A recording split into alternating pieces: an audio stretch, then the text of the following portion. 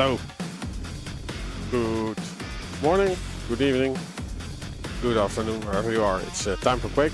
I'm in Belgium for the Quake Champions SAPPHIRE Showdown at the Frag-o-Matic LAN. The players are actually already ready to go jump in. We are starting at the semi-finals as soon as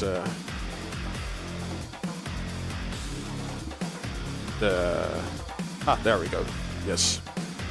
We'll start with BDS CurieuZe versus Magic Pops.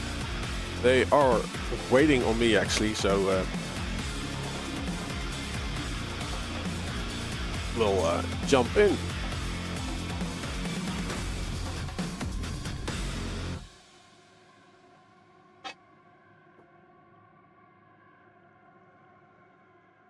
So the FOM LAN is a LAN in Belgium in the October hall, and there is a next edition already announced. So if you want to play Quake on a LAN and you are in the neighborhood, the next one will be at the 28th of February to 2nd of March 2025. The competition had 17 sign-ups, about 5 players who are already heavy into Quake. I was one of them, and the rest were like basically the first time starting Quake Champions. And we are jumping in to the first match. Let's see, it's going to be Awoken, Magic Pops on the left,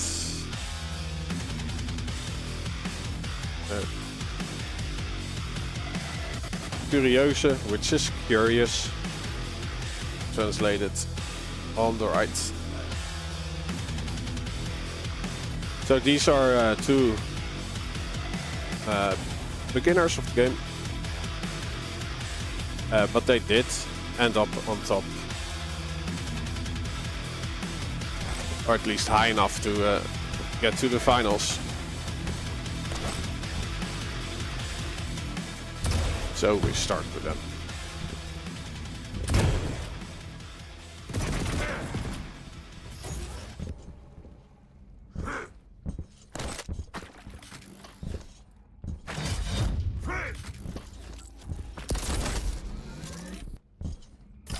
I'll start a prediction, I'll give it 5 minutes. Prepare to fight. While the players are readying up. Round begins Start. in 3, 2, 1.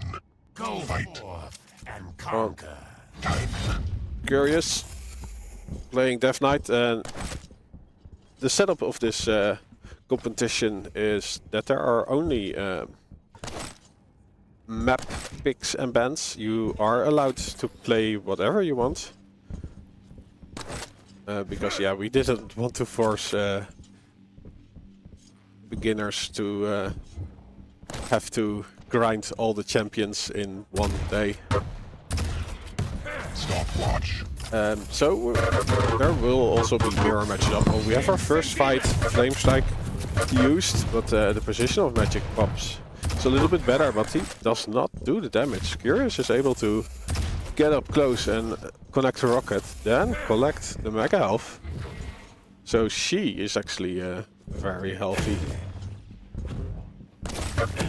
We get to another fight. Ah, yeah, Magic Pops does not have enough armor to survive this LG fight. Time.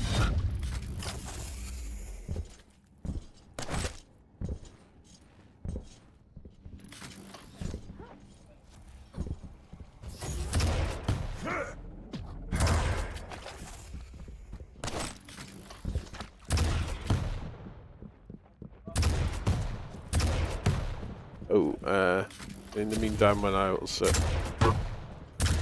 contacting the admin, we see CurieuZe Yours is but shoving a rocket into Magic Pop's face, who also suicided. That is why he gets a -1 on the scoreboard. Oh, Flame Strike, a lot of damage. Oh, Magic Pop still wants to fight. He saw the Mega Health probably. Wanted that health, but CurieuZe was in the way.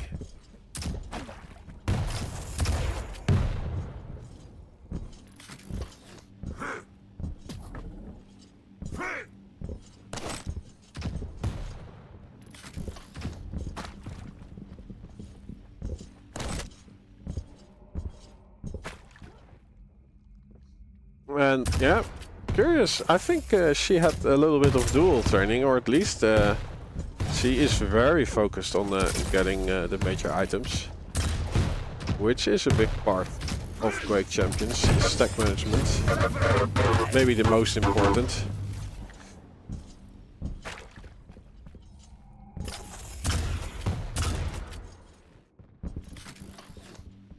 Let's see what Magic Pops is doing. He's playing next, and he probably saw Rohm being very effective with this champion. But I saw a lot of people playing next.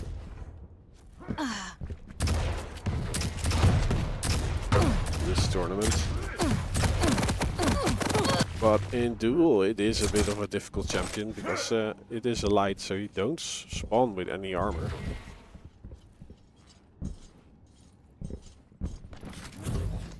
So on the get-go, CurieuZe has a little bit of an advantage stack-wise.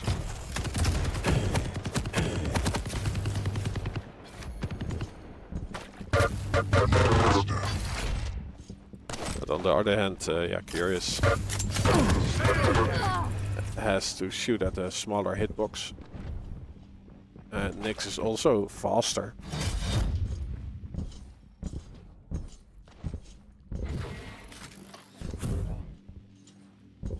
Yeah, you only reap the benefits of that if you are really sufficient with the strafe jumping.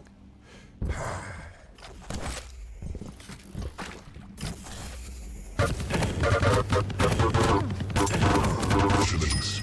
I think Magic Pops still needs to go to jump school to reap the benefits of the quickness that you can get with Nyx. He does hit a nice rocket onto CurieuZe, who is at the lower parts of the map. The Flame Strike gets activated, and Magic Pops his Ghost Walk. Has to go back for this light, because when you are in the other dimension you cannot pick up anything.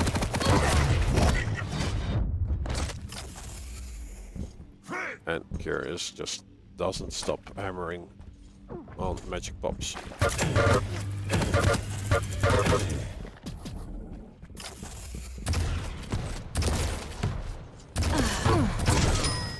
death and fire is all you have now. Ah, thanks Rohm painting a backstory.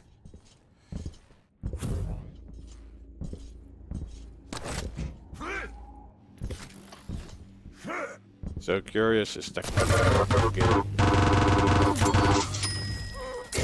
Elude essay. Our boyfriend played on her account and increased it to over 2,000 elo.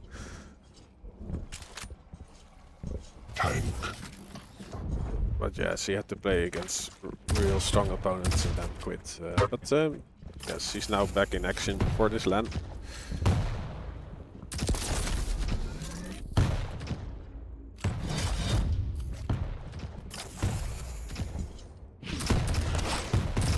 Some great rockets from Magic Pops. They are not at the feet of CurieuZe though, so she's able to just sidestep a lot of it. Oh, she forgets to collect the Mega Health. I think she just noticed, so she doubles back. and after Magic Pops spawned, he got the rocket launcher.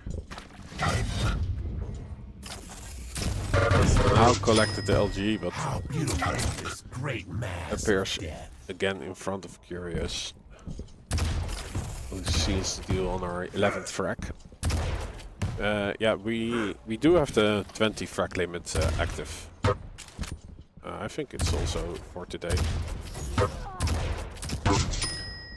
Weep, scream, So there's a bit of a mercy limit.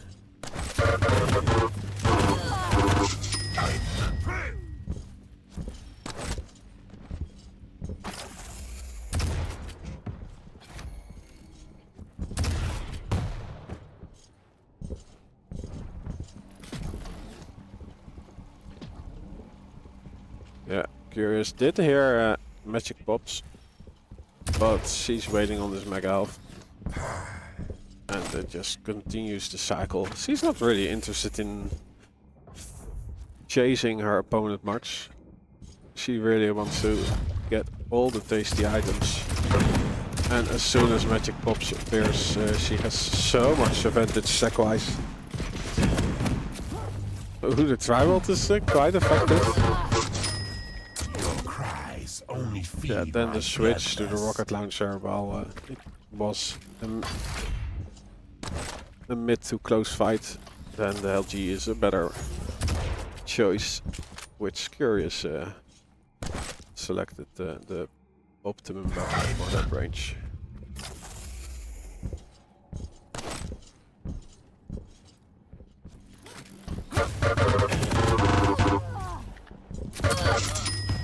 Turn and look up on It's also your hit death. scan, so it gives you consistent damage. You only have to point and click at your enemy. CurieuZe had the wrong item this time. Let's see if Magic Pops can take this mega health. It is up, but he does not spot it.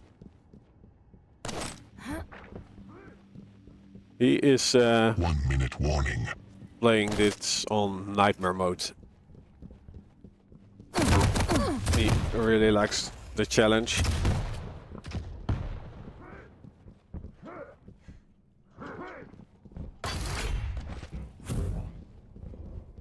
And it was actually interesting because there are a few beginners that the beginners, like, they were not really playing for the win, but they were playing to get to the 10-minute mark without hitting the mercy limit. And Magic Pop is reaching that on this match. It's also the playstyle of CurieuZe, like prioritizing the major items instead of the frags. And in the end, you only need one frag more than your opponent to win the game. 3 frags left. Tank. Bitterness of 1,000. So, first map goes to CurieuZe.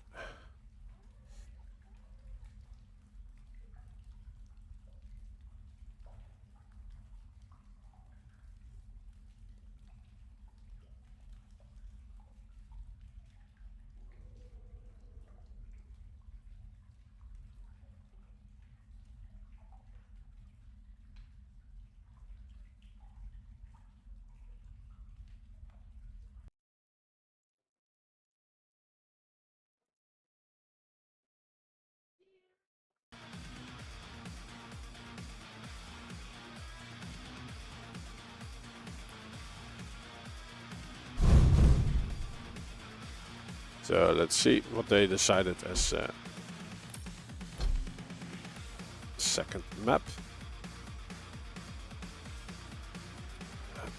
Okay, here's our first Awoken. Second map will be Blood Run.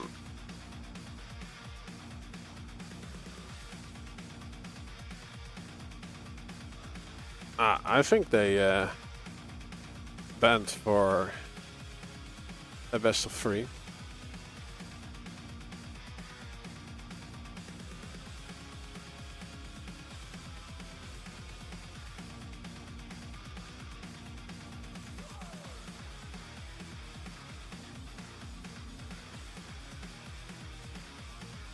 because the best of 5 is pick, pick, ban, ban, pick, pick.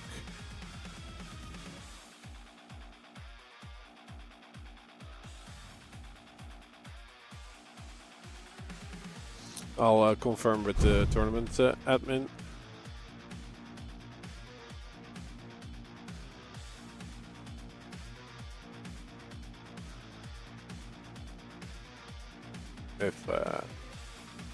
If all matches will be best of 5,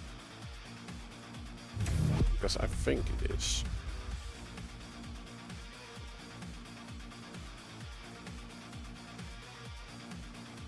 Yes, hello everyone. So today you will be seeing people walking through the screen. If anyone is at the foam LAN, you can show your face at the B21. We are jumping into the next map, which will be Blood Run.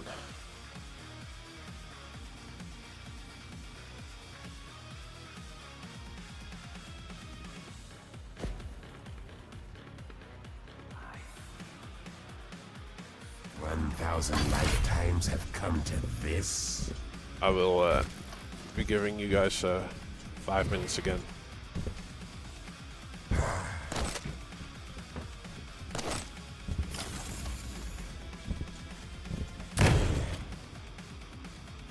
Prepare to fight. Round begins in.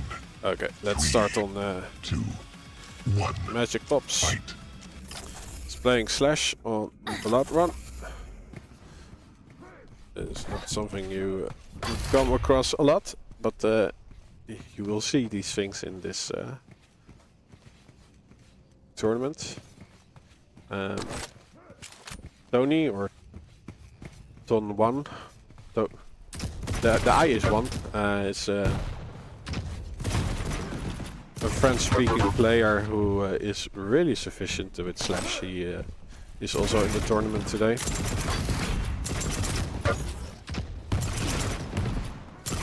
So I think Magic Pops saw the Slash play, and I also want to play that champion.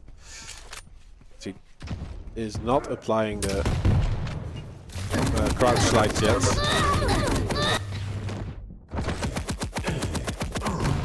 Ooh, a lot of damage with the Trill, actually, the Plasma Trill. But there is a health bubble for CurieuZe, and the Mega Health will spawn for her.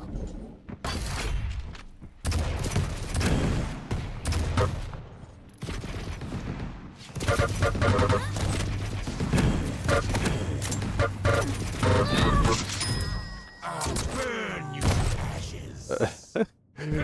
Rocket jump a little bit too short, but oh, he actually loses out on the heavy.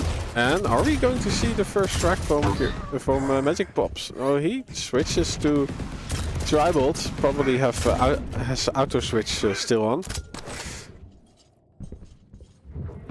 and he does not collect the Mega Health, which was free for the taking. Oh, he does meet CurieuZe, who is closer to the Mega Health. So one rocket pops Magic, and CurieuZe gets his third frag. Wow, Magic Pops was really close getting his first one on this final day of the Frag-o-Matic LAN. This tournament is sponsored by SAPPHIRE, actually. They put 2 great video cards in the prize pool. Is what I live for.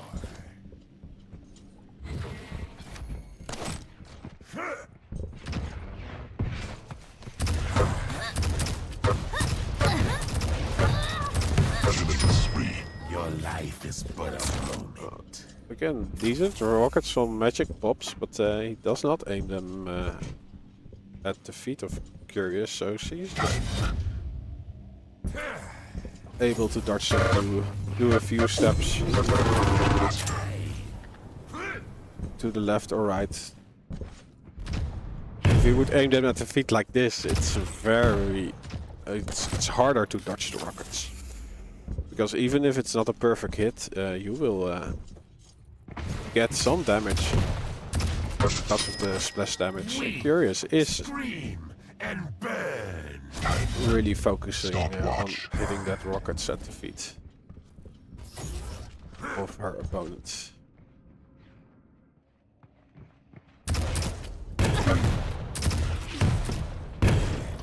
Oh, this one was a direct hit. Another one. Are we going to see it? No. CurieuZe steps into the open, where it is easier to evade. Like, they began the fight on this part, which is basically a choke point. So it was hard for CurieuZe to dodge the rockets. That is why Magic Pops hit a lot. But as soon as she was out in the open, she was able to dodge the rocket. And when she got up close, she switched to the LG, which is a better weapon for close range fights. It gives you consistent damage. So great choices by her for Magic Pops. This is still a learning experience.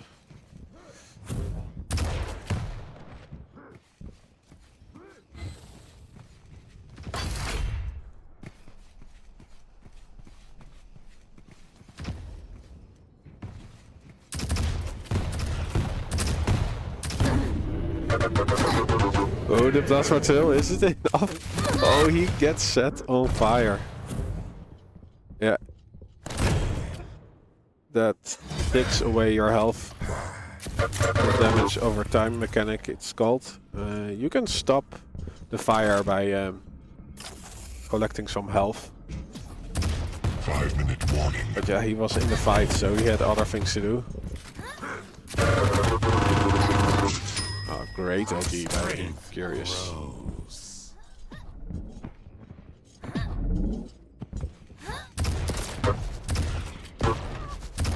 Stopwatch. So CurieuZe trying to go for a direct rocket, but we already learned that it's better to shoot them at their feet. Then she switches to LG. Which is hit scan, you just point and click on your opponent for damage.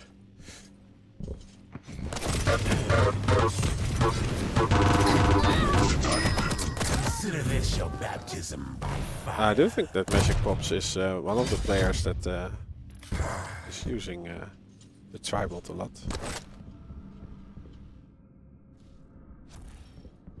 Almost half of his damage comes from the tribal.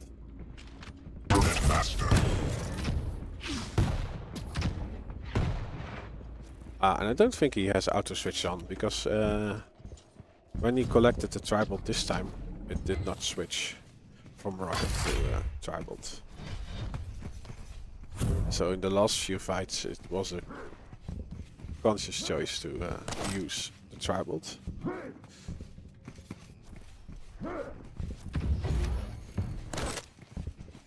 Yeah, he's looking for his opponent, but CurieuZe is collecting a lot of stack again.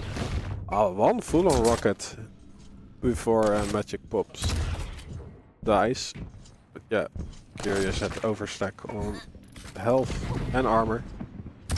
The major items, there's one green one which he just collects, and you see that on the left side near her name and champion. You see her stack. The blue one is health, the green one is armor.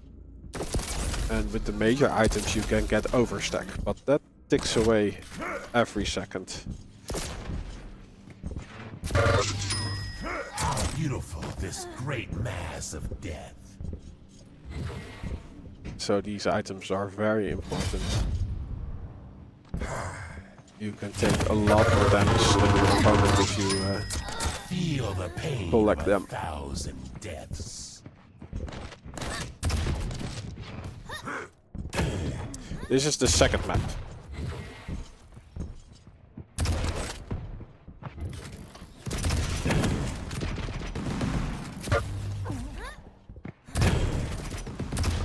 Very high rocket jump, but it was for the heavy, but then she spots her enemy. And he wants to kill. But Magic Pops gets out and he gets the heavy. Let's see. He has the tribal again as his main selection. Now switches to rockets. First rocket. First two do not connect, but the third one is a hit. CurieuZe hits a real though. And he's currently doing great stack management, but it's with the poverty items. So it's the small health and the small armor, which does not give you overstack, it only gives you your health and armor for your default stack. So if you lose out on the major items, you can compensate it by getting the poverty items and doing more damage than your opponent.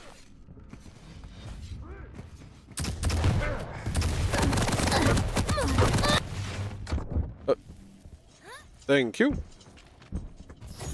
I was just gifted a card with some drinks left on it because they are leaving. Thank you.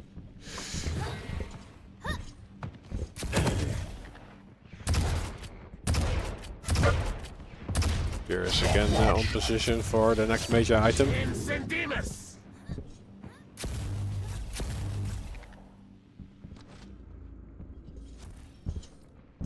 So third map, or second map is also going to CurieuZe.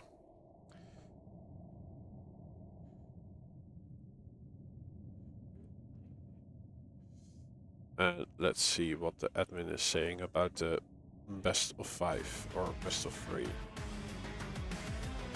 Did you respond?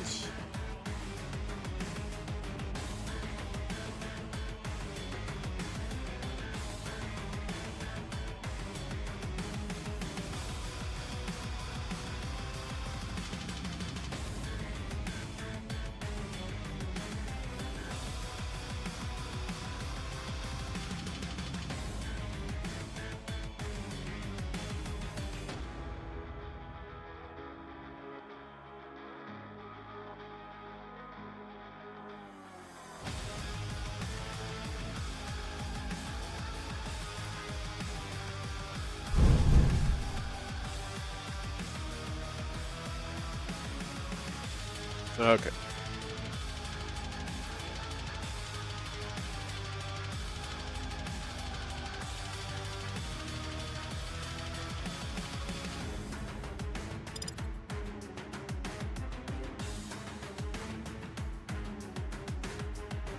Yeah, so the match is best of 5 and they did their picks and bans for best of 3.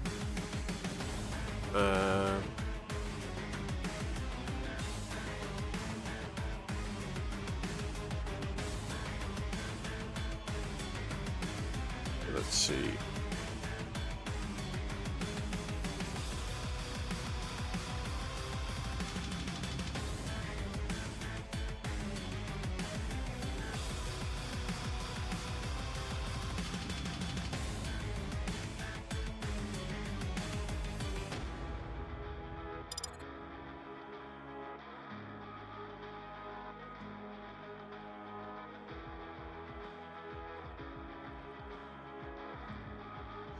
Yeah, so I'm now saying to the players that they need to play a third map.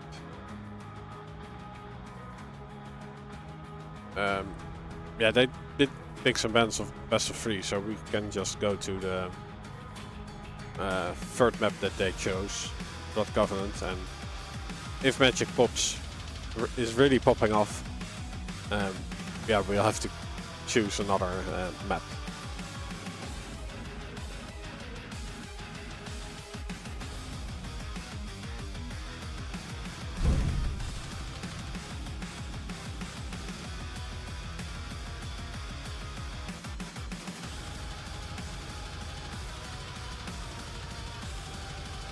Okay, they are going to Crucible. I'll start prediction.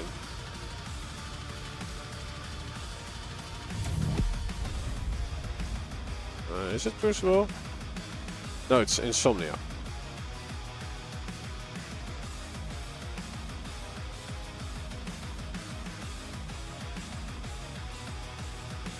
Yeah, I will give it 2 minutes now. So you have to be quicker than the last two maps. There we go.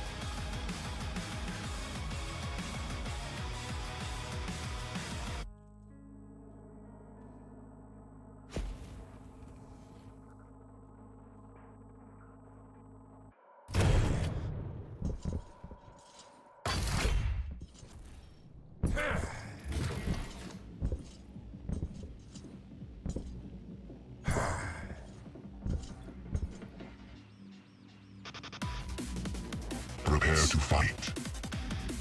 Beautiful map. This is. Round begins in 3, 2, 1. Fight. Let's see. We start on Magic Pops. And CurieuZe collects the heavy right away. Let's see which weapons he collected. The railgun. Magic Pops with the Tribolt and the railgun. Now CurieuZe has the rocket launcher. And is she taking the jump pad? No, she's going down the lower route to collect the heavy again. Magic Pop is chasing CurieuZe, who was probably on our way to the Mega Health. Now gets into a fight. Ooh, that rocket. Time to die. Her Magic Pops and CurieuZe is already stacking back up. But Magic Pops is chasing and CurieuZe is not going to the Mega Health.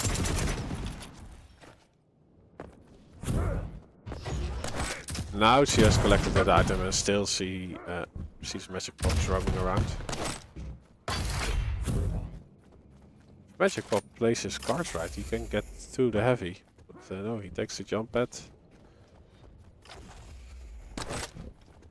And the Mega Health is already taken.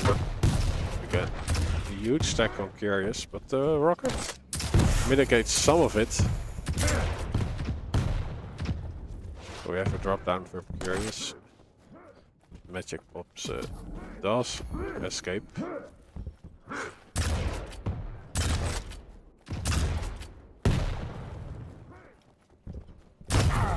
Yeah, CurieuZe really wanting to go for a frag.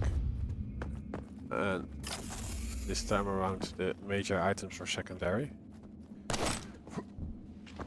But there is not enough damage done to justify an all-in fight yet.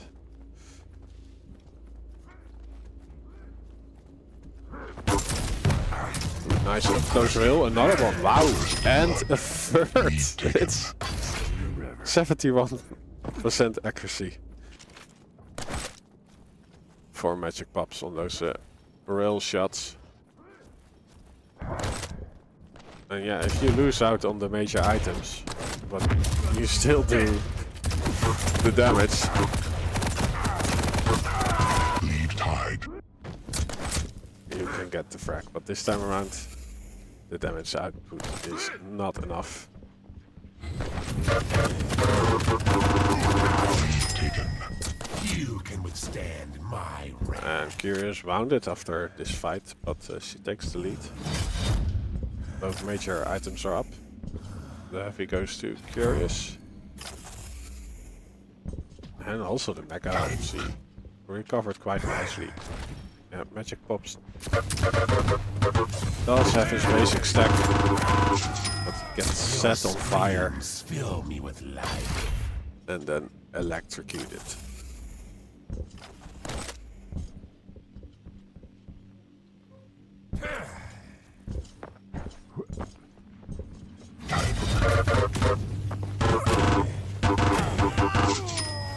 My strength grows.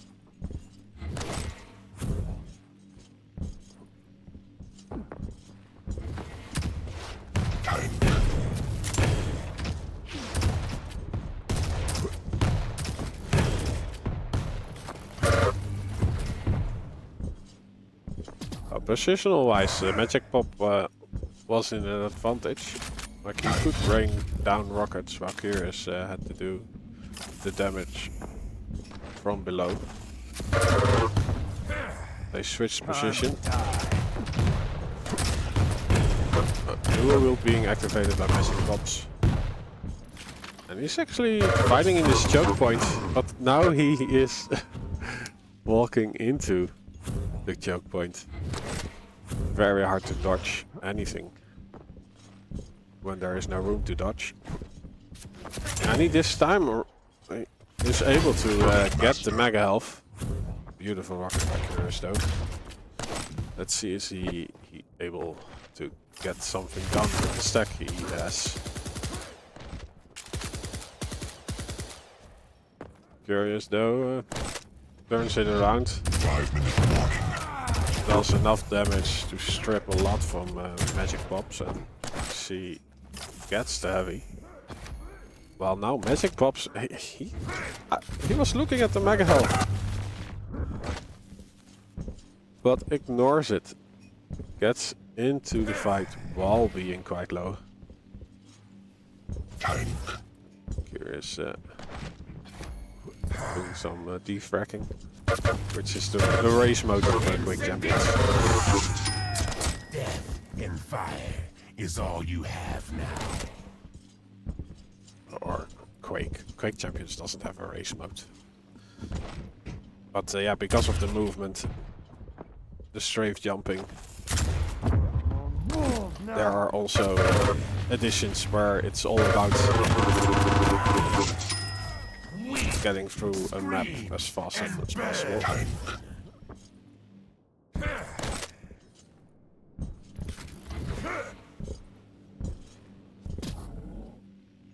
Well, Magic Pops gets his first heavy. It's his second actually. And CurieuZe is waiting on the item that was stolen. Is she calling the cops? She sees if there are still any witnesses to the theft. But yeah, if you wait 30 seconds, the items will always come. Oh, the fight. The consistent damage with the LG versus rockets, but the rockets are not aimed at the feet, but this time around, yeah, there's no missing in that shot. CurieuZe going through the portal, so her next position is known. And Magic Pops a great rocket into her face. But she is probably now prioritizing the heavy. Airborne. Oh, nice rocket again. Yeah, like those direct rockets are harder to hit than shooting at the feet. But if you hit them, it's a beautiful sight. But it doesn't get them the frag.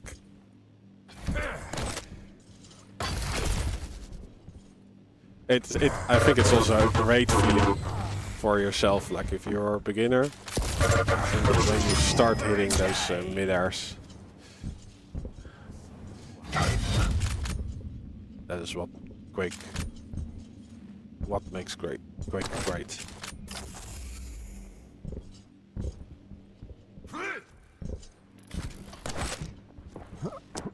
You feel like you are creating your own luck. If you have the, the moment everything comes together.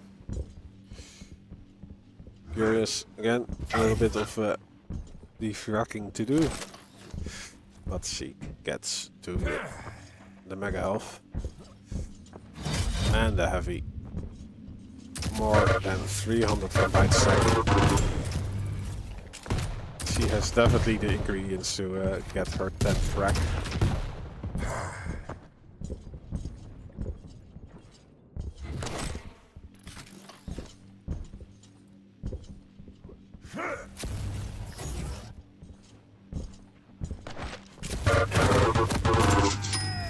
Your cries only feed my bloodlust.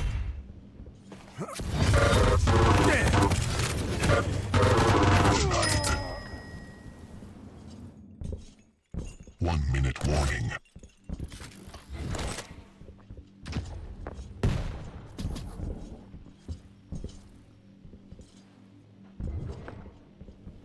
watch.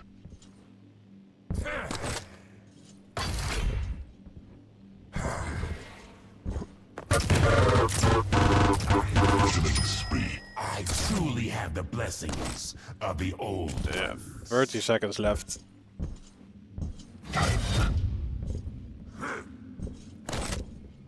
So for Magic Pops, this was a learning experience, and yeah, like maybe, of course, for CurieuZe, it's also like every time you play Quake, you learn something, improve your own gameplay.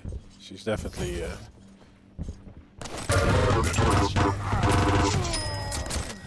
training her timing capabilities.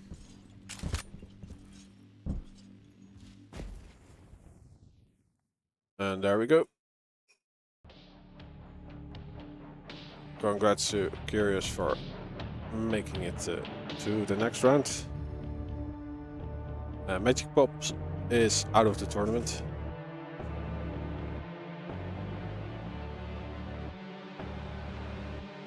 But of course, thanks for playing and giving us the entertainment.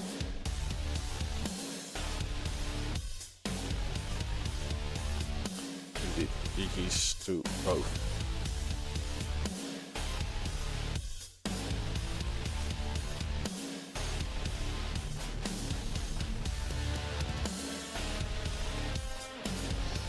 So let's look at the bracket.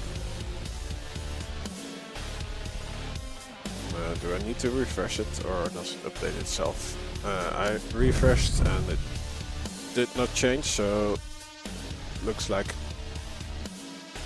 Tony and Griever are still playing.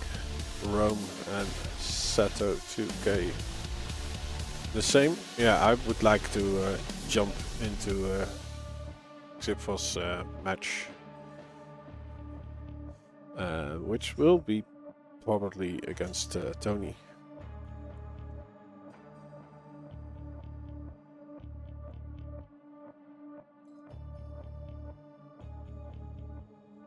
But yeah, we have to wait on the outcome for that one. I'll just roam around and see how far they are. So yeah, I will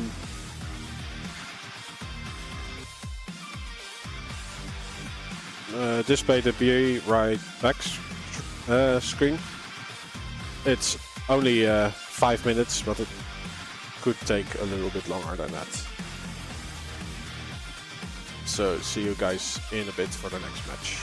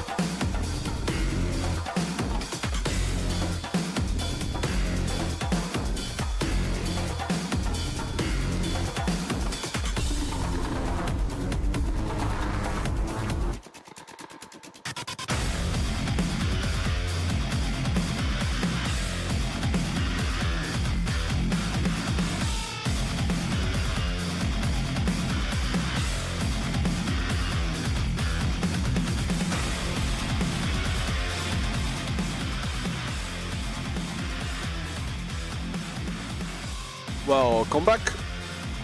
We're going to jump in the semi-final between SAPPHIRE and Tony.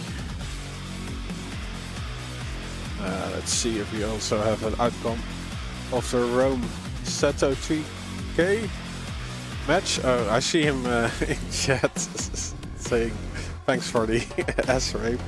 So I think Rohm won. I wanted to show this one. Hey, Luula. Luula was CurieuZe, or CurieuZe, who just won from Magic Pops. So she has to fight against Rohm, but we will be watching Tony versus SAPPHIRE. And they are already doing picks and bans in the lobby.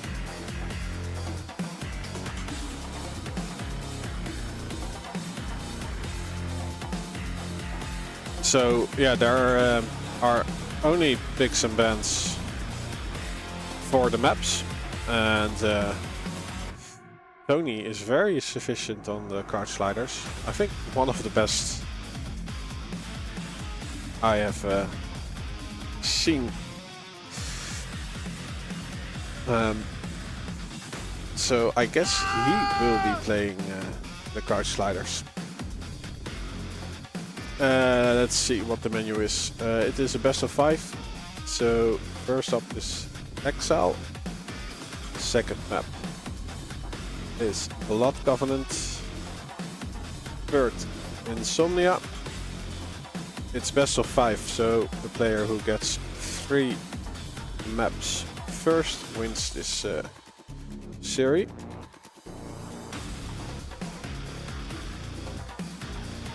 The 4th and 5th map is Awoken and Tower of God. The setup is that they have to do a blind pick. They have to send it to the admin.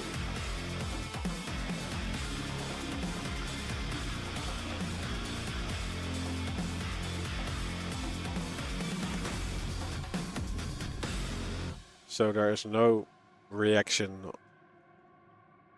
or counter pick possible, but I think these players know each other.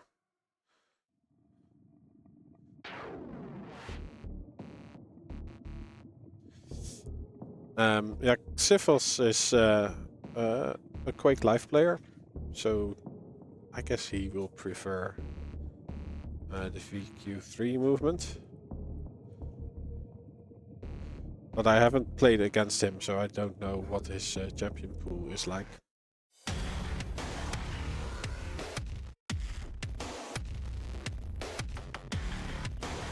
Pipa Patser. I think because of the schedule, we cannot postpone any matches. So we will be streaming Rohm if he gets to the final. Or he will play the third place match. So after this one, we'll have the third place match, and then we'll have the final. But I don't think we have time to postpone the other semi-final.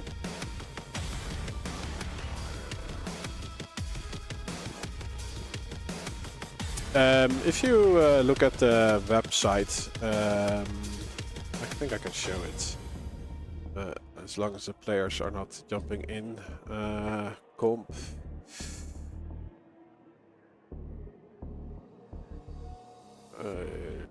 Comp, why doesn't it auto-complete?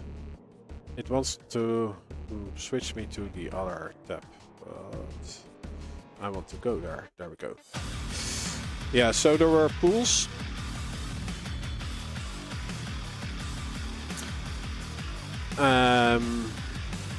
So Rohm did not lose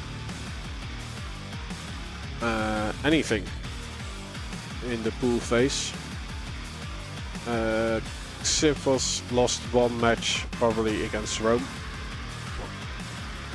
CurieuZe too.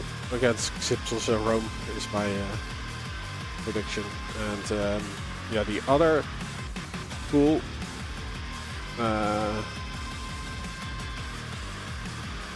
Tony, I think he did drop one map then, or is this a draw? But yeah, he did not really have a lot of trouble in the group phase yesterday.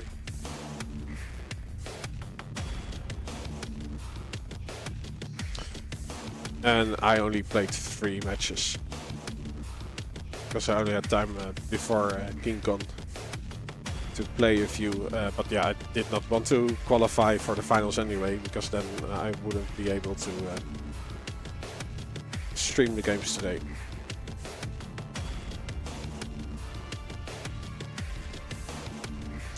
The players still need about 2 minutes.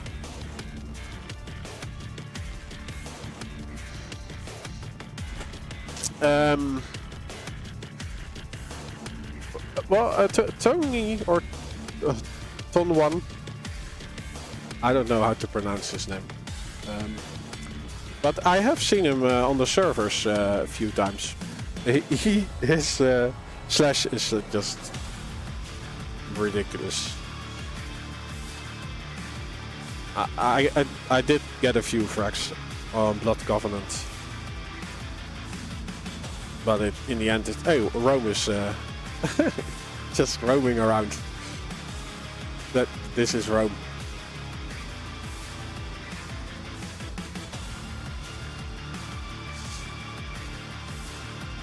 Yeah, this is indeed a LAN. I can show you that we have ping 1 Frag-o-Matic LAN server.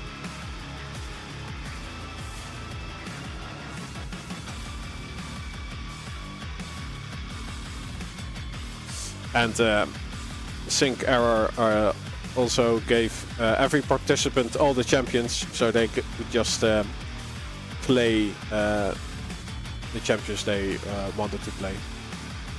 So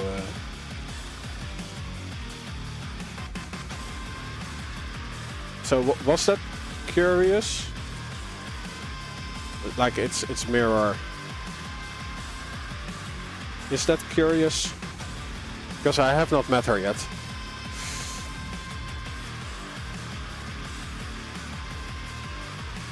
Okay, players are ready. We start with XL.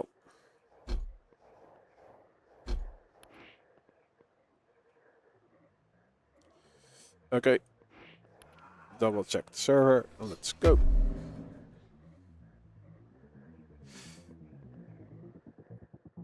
Okay. I see they have pre-selected Visor and Stork and Peaker. So XT on Visor, Tony on Stork and Peaker.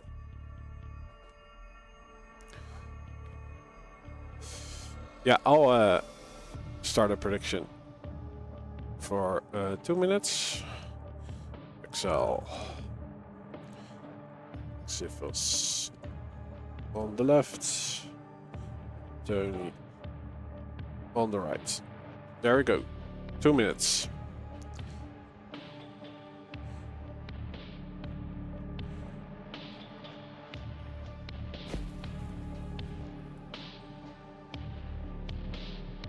Prepare to fight.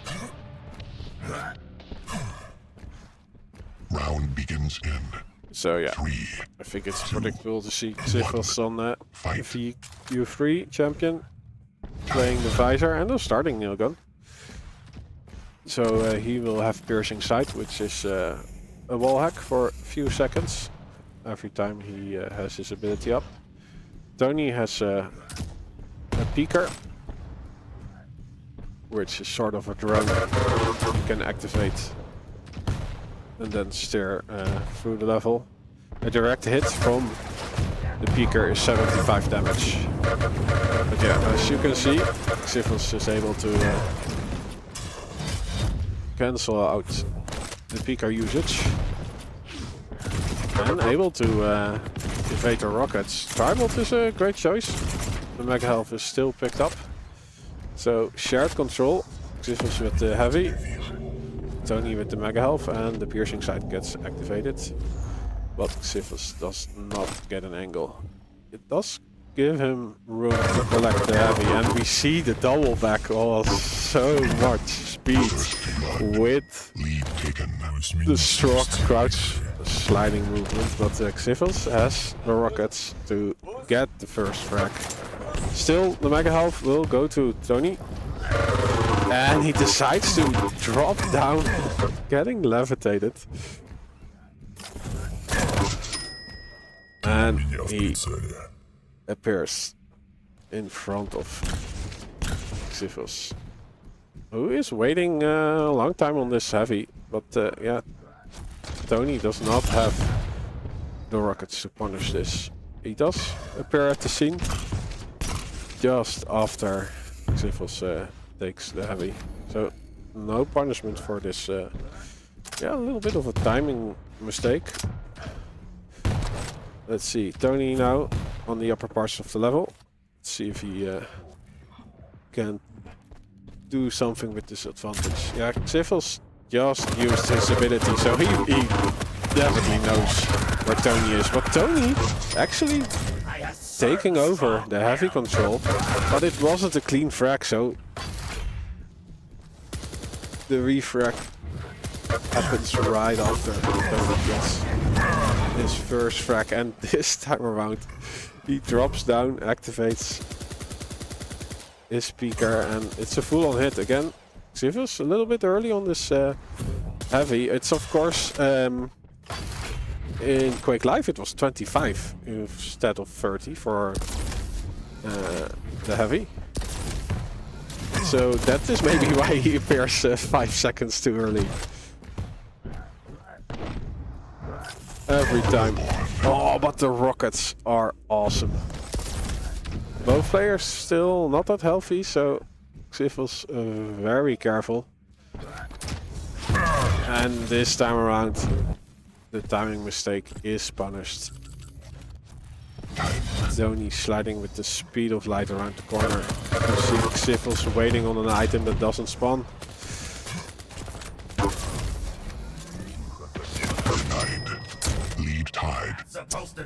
And the passive of Tony is every time he gets a frag, Stroyant gets dropped. That gives a little bit of health, which is a great recovery method after a fight. And now with the peaker, he gets the frag. XT will be able to sustain his health during this fight because he collected the heavy just before the LGs were brought out. But he just stands out in the open. Tony going through the portal, sealing the deal on his 5th frag. 5 seconds before the heavy, Tony making sure that XT is scared away. XT is now taking a stance, but yeah, he does not have enough armor to win this LG fight. Stopwatch. So XT needs to try to slow this a bit down, do the damage from afar, and remove the overstack that Tony is working with. Because in every fight he's pretty much in a disadvantage right now.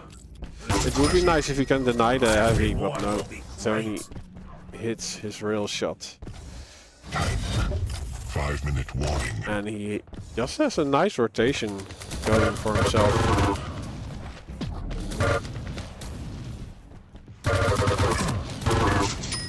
Yeah, XT gets detected while he doesn't really have weapons to fight with.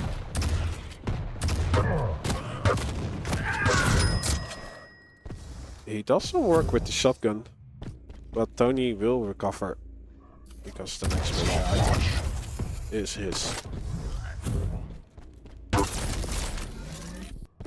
Oh, thank you. I only have one monitor today.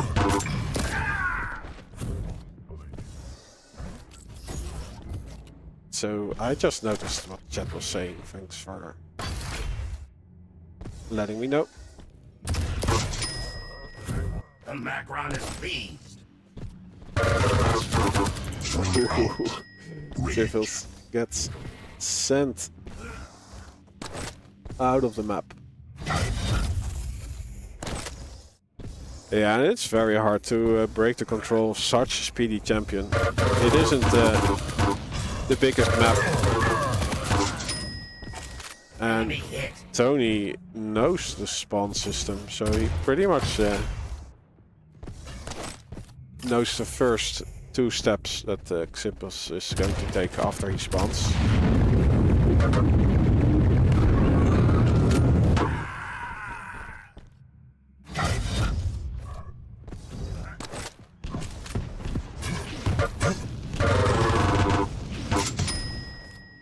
So beautiful. So the pressure, yeah, look at this.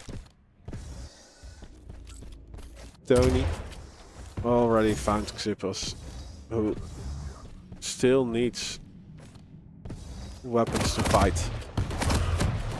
Oh, he has great LG from below. It's a little bit stuck on the Batcave. Yeah, and Tony doesn't really have to fight anymore. Like, he is, has a lead of 10 frags. So if it isn't a guaranteed frag, he doesn't really need to get into trouble. And getting to someone that is hiding in the Batcave over there is a little bit risky, because you need to move through a choke point. Perfect rocket. And again, decent damage from Xipos, but it is the major item that Tony can use to stack back up. So what Xipos can do is just try to invest a few aggressive moves. Like, you will lose 1 or 2 frags, but he has to break the rotation Tony is working with to get back into this one. It might be already too late, but it will be a great feeling to get at least the flow going and have the last few minutes of this map. But it's not happening. Tony appearing when Xipos isn't really ready for a fight. Impressive.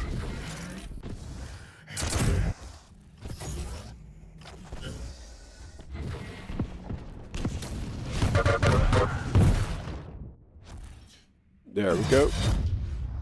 Let's see if he's able to make a dent into... 1 minute warning.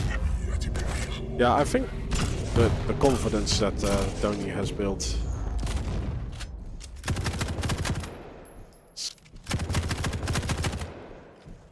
Quake Champions has been called the Quake arcade mode by Cypher, and I think he's kind of right. Like, aggressive plays really pay off,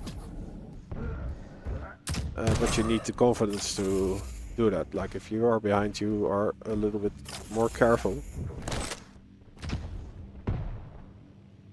So Tony will have the confidence to make a lot of aggressive plays because he is in the lead.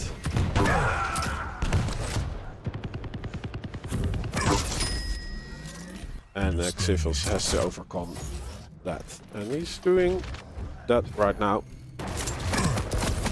So a little bit of a recovery for him. Let's hope this he's able to bring this into the second map.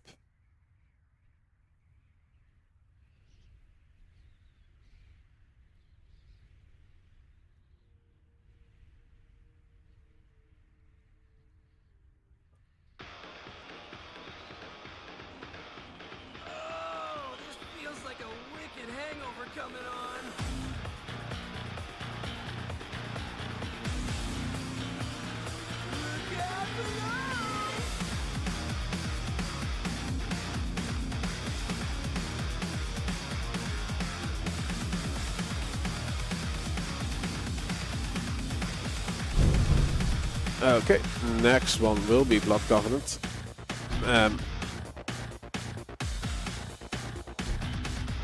Yeah, so Xifos will know this map from Quake Live. Exile, I expect that he was a little bit less efficient on. And I see a Ranger for Xifos. Tony still on the slash. There we go.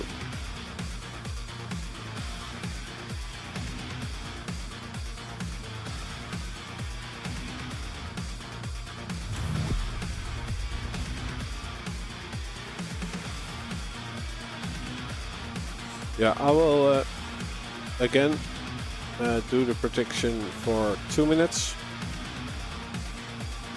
So be quick with spending your points.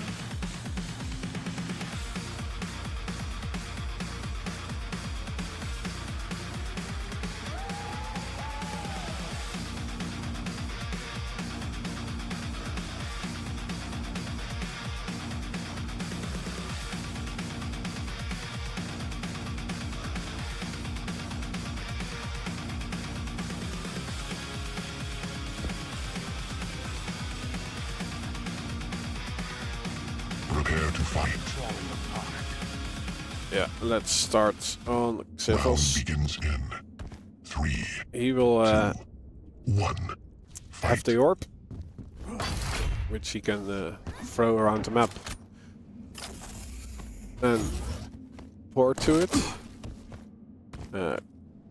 He will be lacking the speed that Tony has, but Tony is playing a light champion, so Tony will have less health to work with.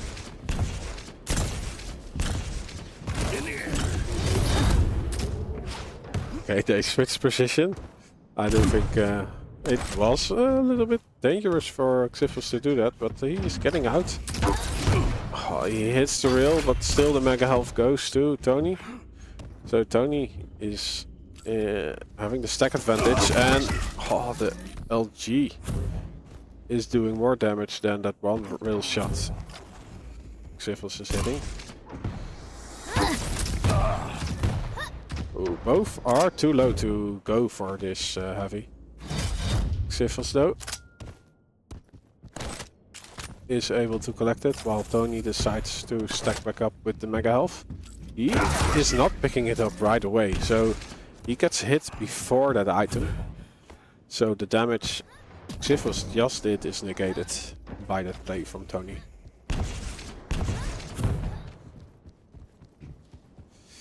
And Xifos waiting on this heavy. He's actually great at dodging those real shots from Tony. Tony hasn't hit anything, it seems. 71% real on for Xifos in accuracy, and I saw only 28 for Tony. And when Tony gets reeled, it hurts him a lot.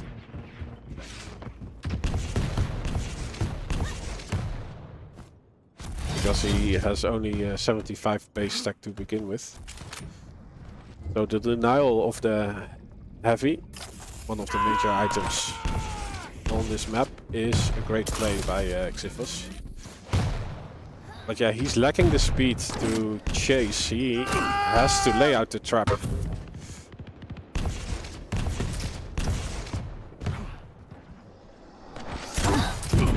Oh, similar move this time around by Tony, but it is a successful one. Ooh, the plasma is just enough far away to not damage Xifos. So 3 minutes played, and Xifos is actually able to defend his position quite well. And I do think Tony is getting a little bit predictable, like doing the same move over and over at the heavy. This time around, Xifos is prepared. Stopwatch. and gets a full rotation. Tony feeling the pressure now, missing his rail shot.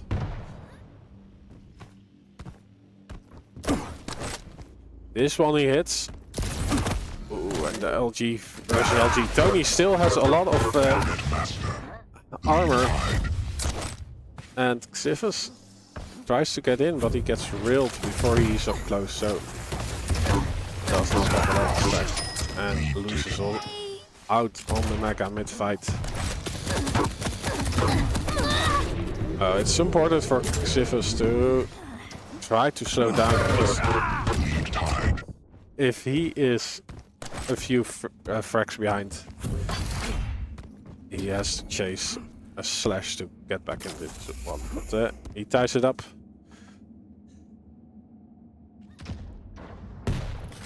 Stopwatch. Mega health is his.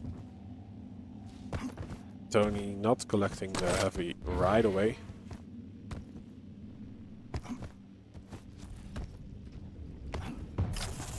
Oh, Willer, yes. Ping 0, ping 2. Oh, XT has high ping advantage. Oh, and orb a little bit too short, so no railgun for XT just yet.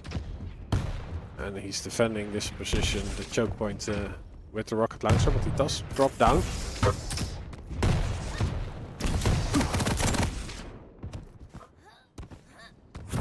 So he does not have the rail, but Tony again the same move.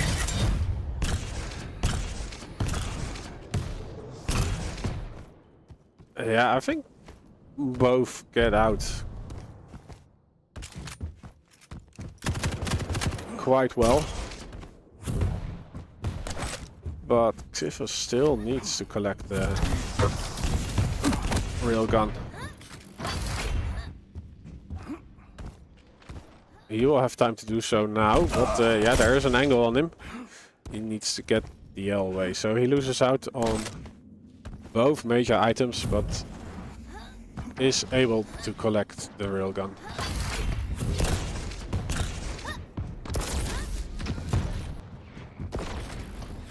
Still out positioned. It would be nice if he can connect a few rockets. He does connect one. And a real shot. XT is just doing this great. Tony speeds to the heavy. Proud. Out in the open. And he doesn't have to get away. Now XT with the heavy has a lot of stack to survive that fight. And Tony is in trouble.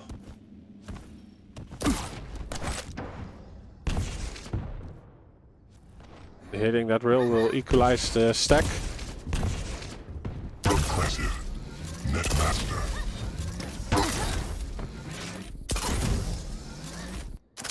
Oh, out of slugs. You also see a bit of the shaky aim, like it's the nerfs. This is LAN. It's also being streamed. And it's do or die. Oh, the orb gets used. Same as the plasma.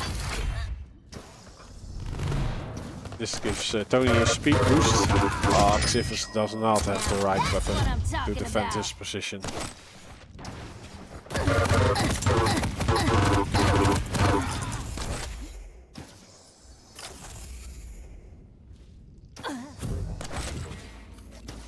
Yeah, so he will be having the mega health. But I think his LG will now be empty. So he's not able to convert his frag.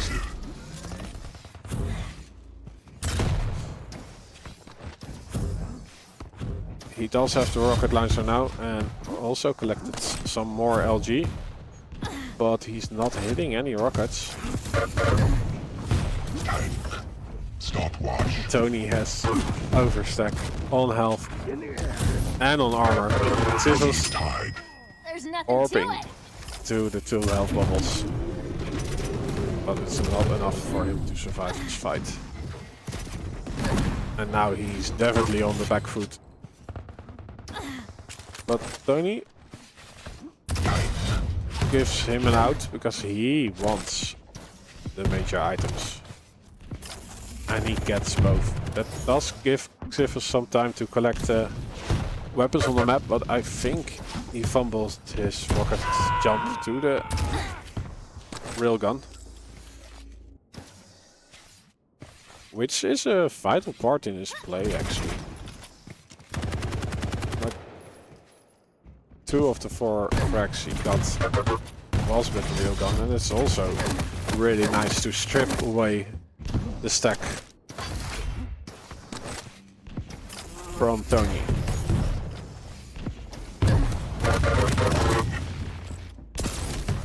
Awesome rocket. Tony just slided into that one. This might turn around a bit for XT, but no, it doesn't. He waits on the heavy, out in the open.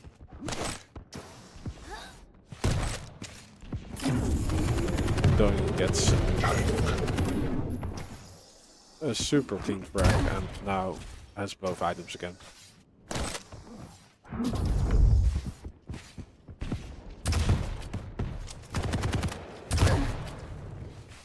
Yeah, so this tournament is set up that there are only map bans.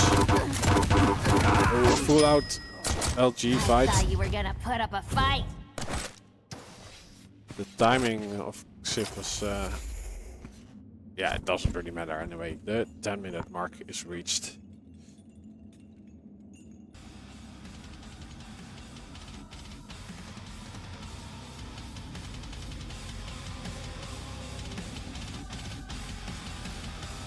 XT was able to stop Tony's onslaught a few times, but still the win goes to him.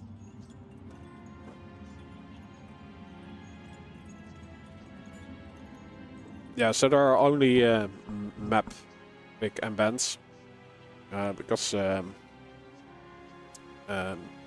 out of the 17 players that joined the tournament, there were only 5 real Quake players. The rest were beginners, so it was decided that you can just use any champion you want.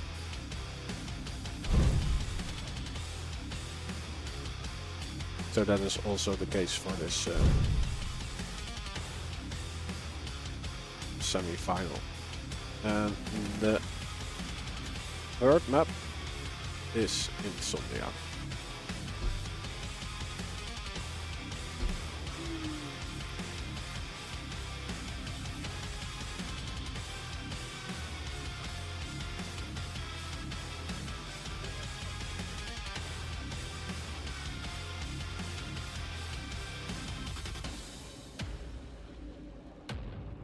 This tournament is in Belgium.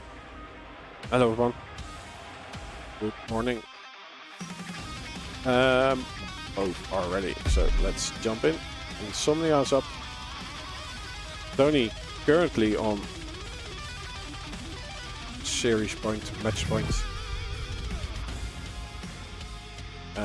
After this there still will be a third place match and the final.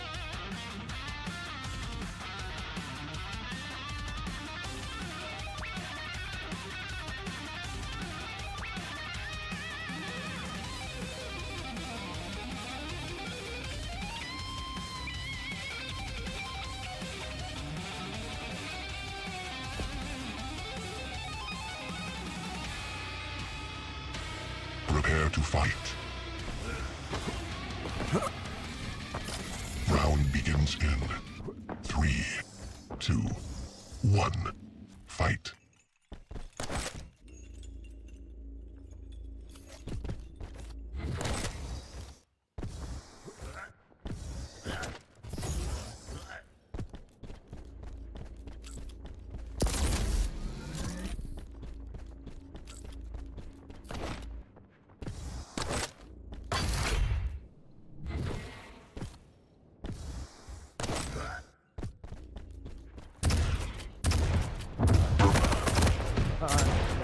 got a first fight. Tony again with the Stroke and Piker. Well, XT is playing BK Basketball, which active ability is the dual wield. Let's follow XT by the way.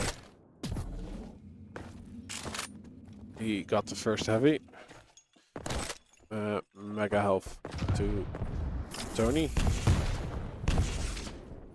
Tony is planning something, but he doesn't follow through. So shared control.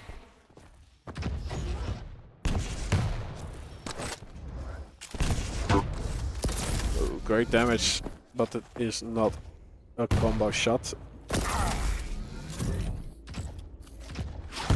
Oh, nice timing, just in between the rockets. Oh, Tony is a little bit trapped in that corner. He does hit a rail. And he now has the rocket launcher. So he can defend his position, especially now XT filled his rocket jump. So the mega health will go to Tony. Does get hit and goes through the portal, but yeah, XT still had to wait for his railgun to be done reloading. So he could not shoot right away. Well, Tony does have the rocket launcher, so his position is more advantageous than XT, especially XT taking the jump pad. Oh! He almost got to the mega health. That would have been his lifeline. Oh, now he only has the nail gun, trying to defend his position. Tony is able to dodge a lot of the incoming projectiles. Oh, is he able to hit a second drill? Oh. He could also not take any more tribal shots, so XT decides to retreat. And he's not taking the mega health. Tony just spotted that it's still up. Yeah, it's a difficult rocket jump because like there is a little ledge over here which screws you over. Oh, but The background is pleased. it is unfortunate. Not able to get to the mega health. And Tony gets his third frag. Yeah, so XT is very sufficient in Quake, but not in Quake Champions. Like, he's a Quake Live player, so he does have the mechanics down, but he doesn't really know the maps.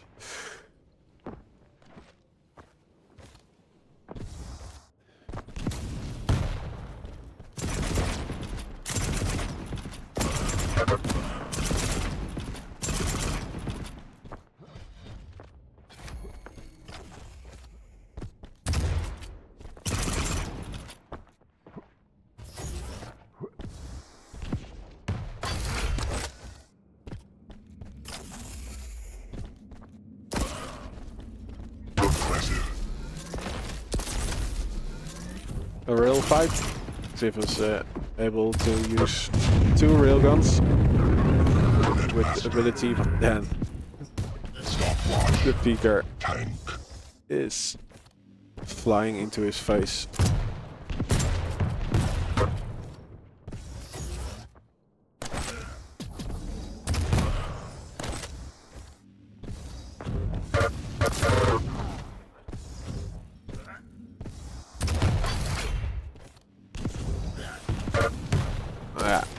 Well, you do see that Tony is a sufficient dueler. 5-minute warning. He's actually not really going for the frags anymore. He just likes to keep civils low. Eat that pitiful creature. And roam around the map. The frag will come anyway with the control he has.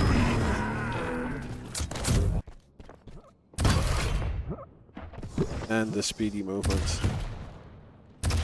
Stopwatch. Tank.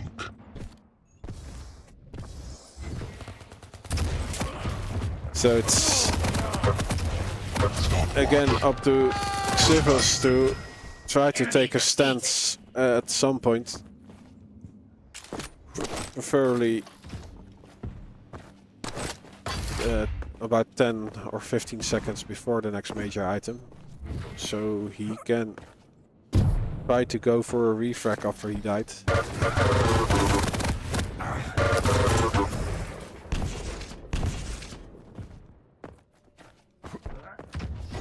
Because right now he does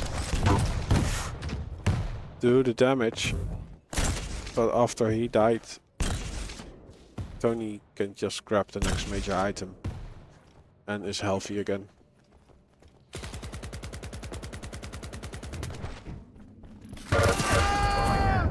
And that's also a bit of a difference between Quake Live and Quake Champions. In Quake Champions, both major items have the same rotation time.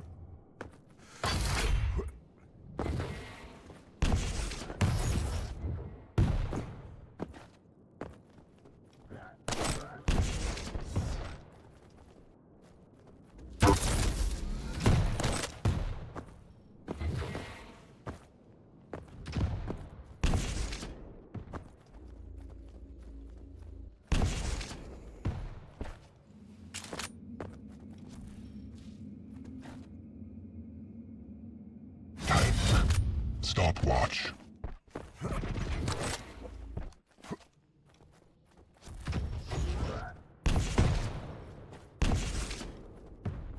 Impressive.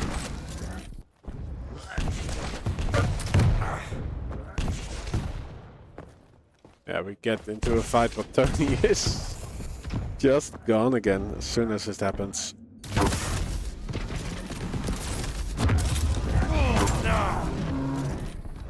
He's really defending his lead right now. Not giving an inch to XT. Oh, we might have a trap, but the rocket hits a ledge and Tony doesn't really go around the corner. He goes around the corner in the end.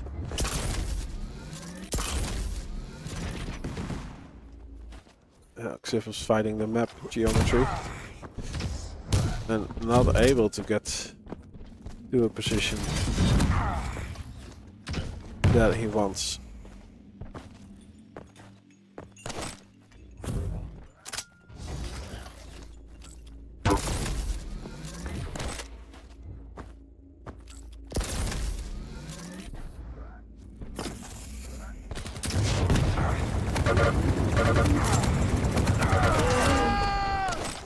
So much damage from the peeker.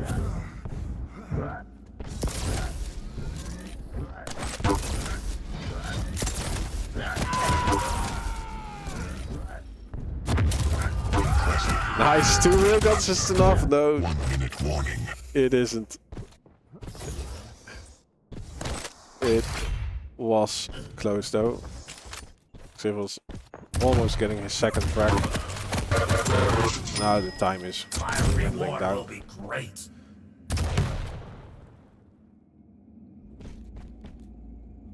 Stopwatch.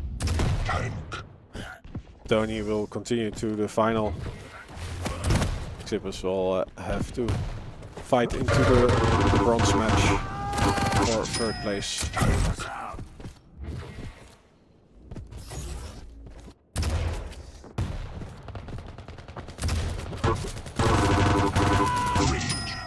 Tank.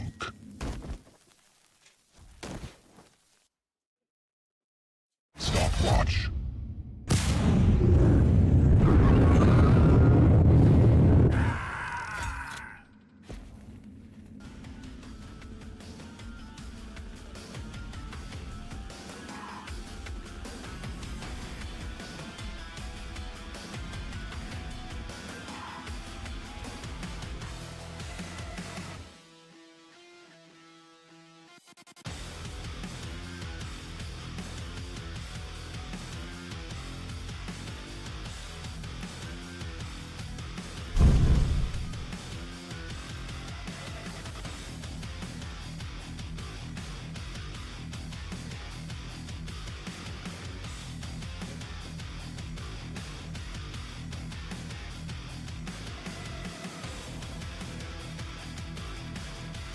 So Tony moves on through.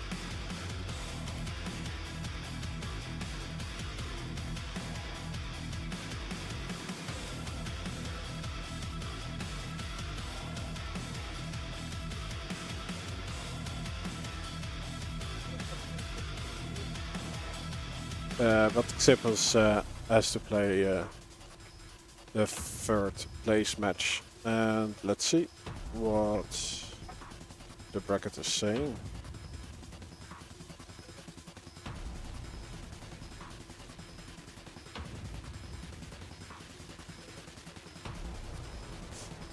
Rohm versus CurieuZe is still happening.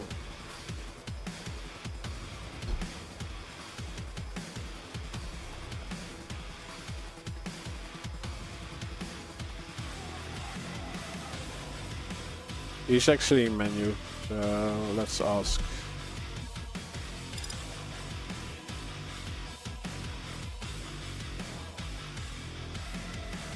What the status is.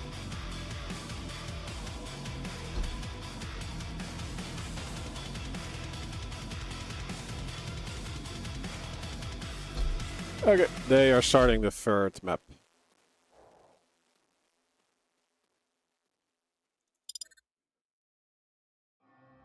Okay.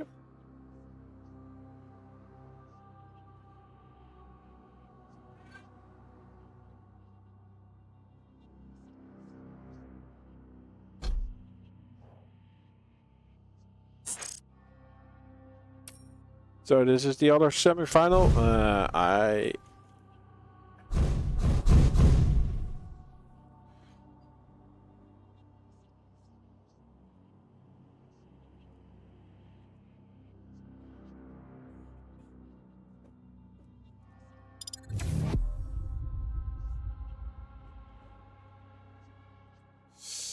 I imagine it's CurieuZe taking the lead.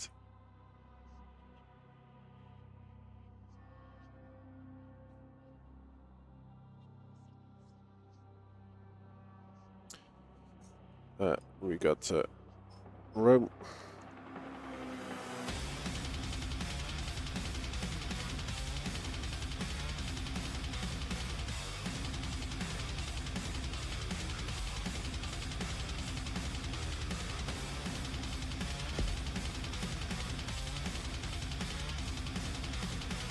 Prepare to fight. Round begins in 3, 2, 1. Fight. And we see Roman skill bar. Well, I'll start a prediction. This is Crucible.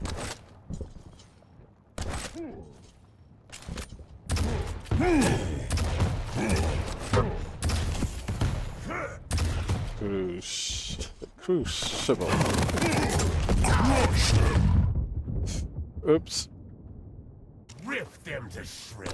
CurieuZe. I think she blew herself up with the fire strike.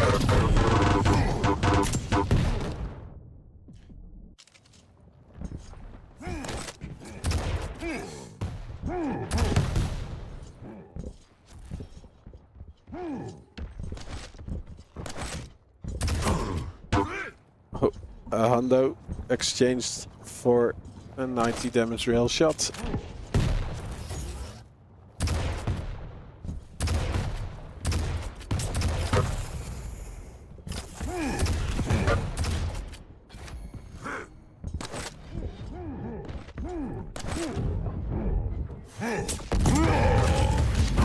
Flame strike applied, the same as the bull rush. Oh, Rohm barely surviving, but he does find a health bubble. CurieuZe, I think she really wants this refrag. Maybe more important than the next major item. There we go. On a throne of your rotting corpses. It would be nice if she gets at least one major item, but I don't think she has any of the timings. Like both were up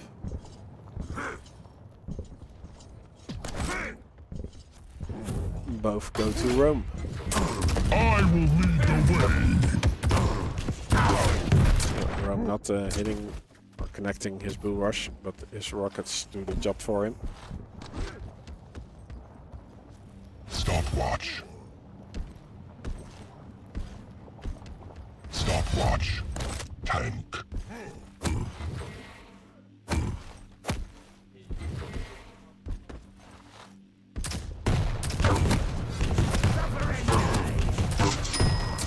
Your efforts are wasted.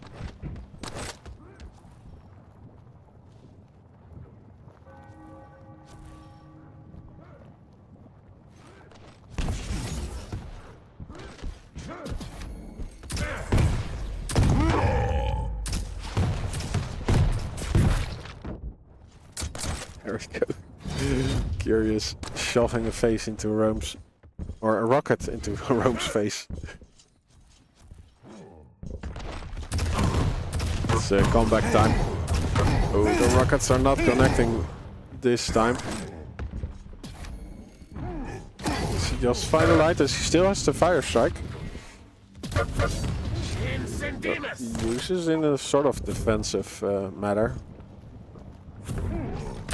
Oh, nice, great rocket, but Rohm, freshly stacked with the mega health, is able to take some damage and also takes the heavy mid fight.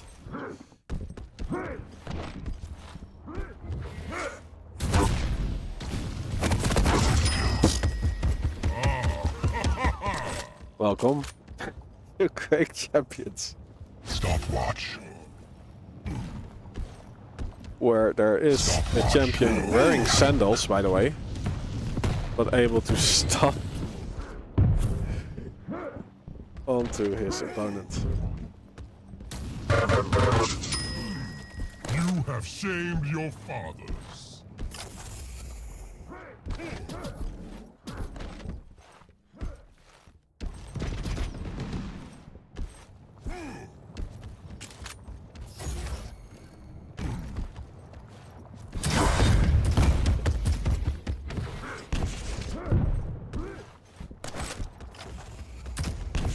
Yeah, I agree with Chat that this is a really fun map for duel.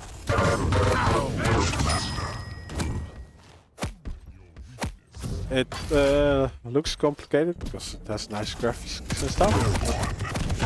It's basically just two circles on top of each other. Stopwatch. 5-minute And it warning. flows really nice.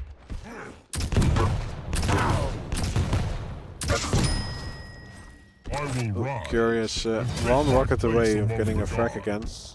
But Rohm is able to stack back up with the next major item, and he is able to float his opponent.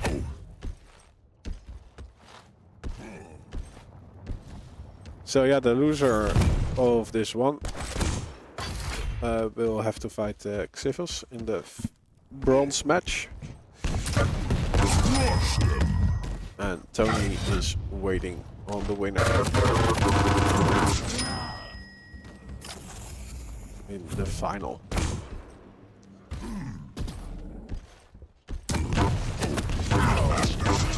Rage.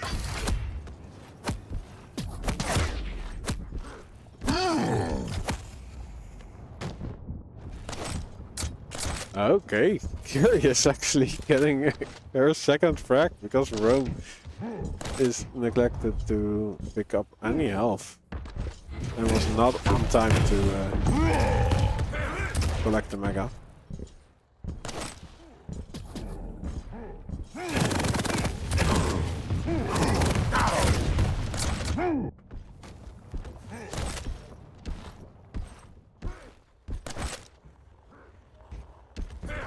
Yeah, Rohm knows this light is up and CurieuZe appears at it. I will cut you down.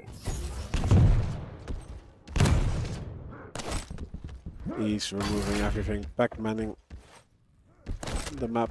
But the heavy will go to CurieuZe. Let's see if her rockets can do the job. Oh, great reel from Rohm. Stripping the heavy from CurieuZe. Left. My blood earns. And also converting the frag.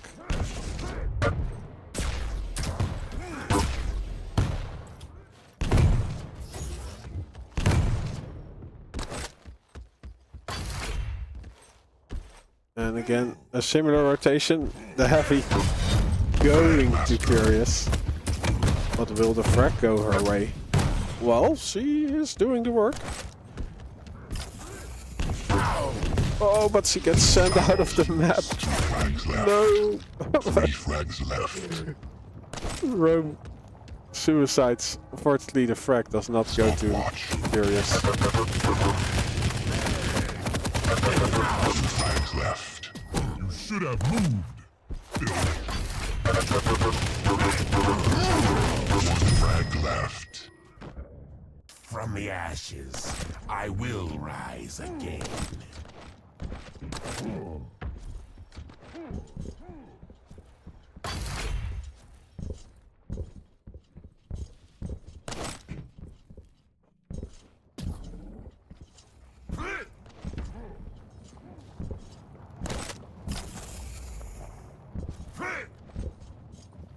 Crush them.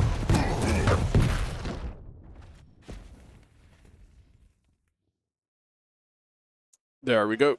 Rohm victorious.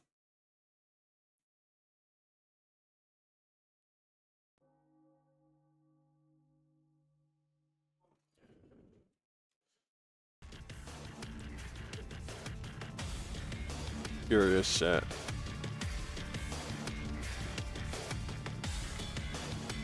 will be playing the 3rd place match against XT.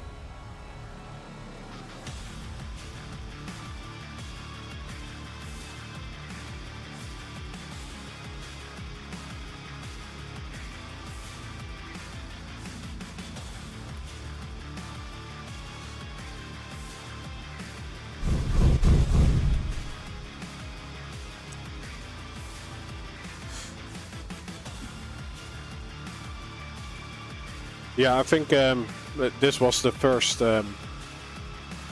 time around that they organized a Quake LAN on or Quake Champions LAN. Like I bet there were Quake Live tournaments before.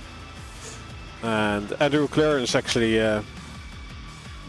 arranged a lot of this, or he was the initial drive behind it, and of course the team of Frag-o-Matic picked it up together with Sync to get the server active. And I actually decided, I think Monday this week, to try to get involved because I was able to get days off from work, and I was able to get a car, and there was enough Shaftastic TV money to pay for the stay and for the LAN ticket, so that's why I'm here. And I can bring you the Quake Champions competition, which is always nice to be able to do that. Yeah, let's see. So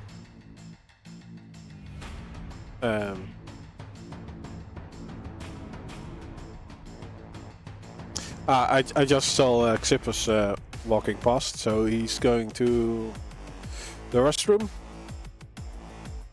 Yeah, Belor, it's much appreciated. Also your continued support, together with the advertising revenue we get on YouTube and Twitch, and your donations. Originally it was 2.5 hours, or should have been, but the traffic was really bad, so I think it took around 4 hours in the end. I left at 2 and I arrived at 7 in the evening.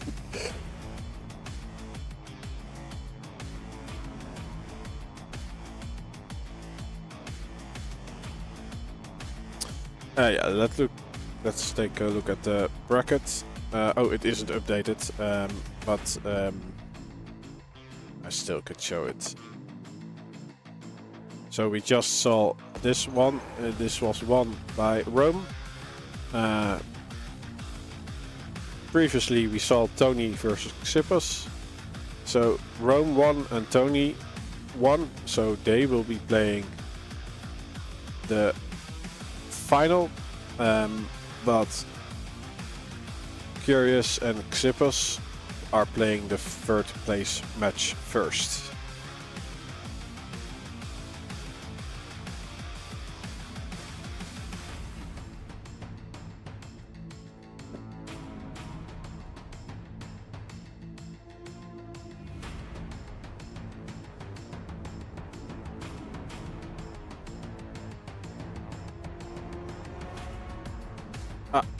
Xippos is back. Let's invite him.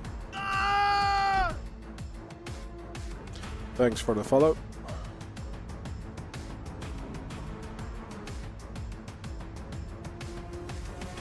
Oh, it's actually a gift. Thank you, Crofty.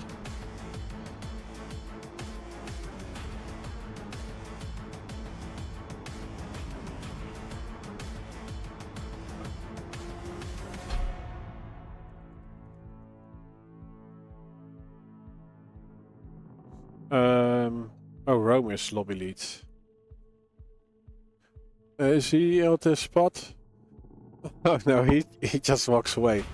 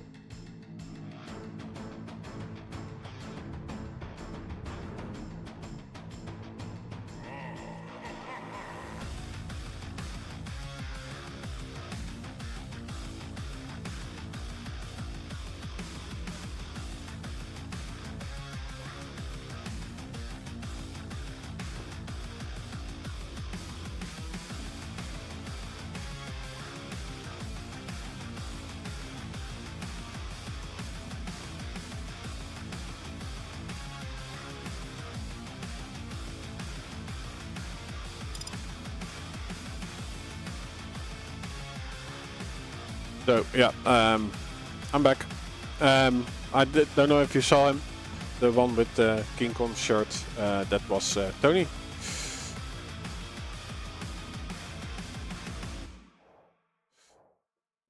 Oh, now CurieuZe is para lead.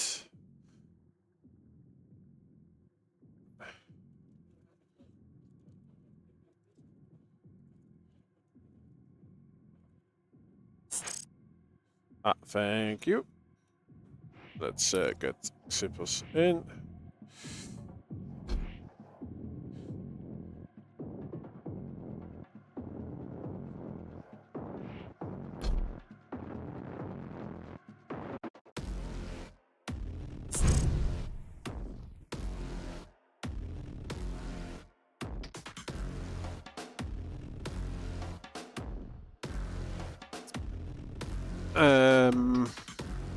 Yo, Hemo.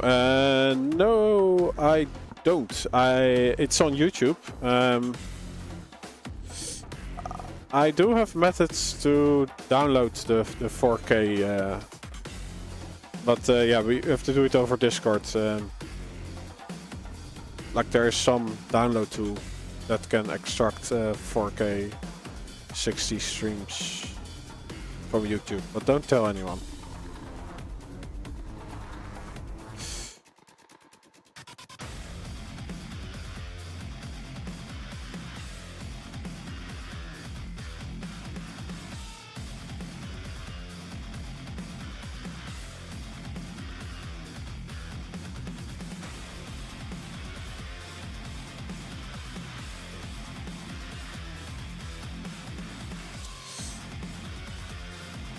And that was actually an announcement.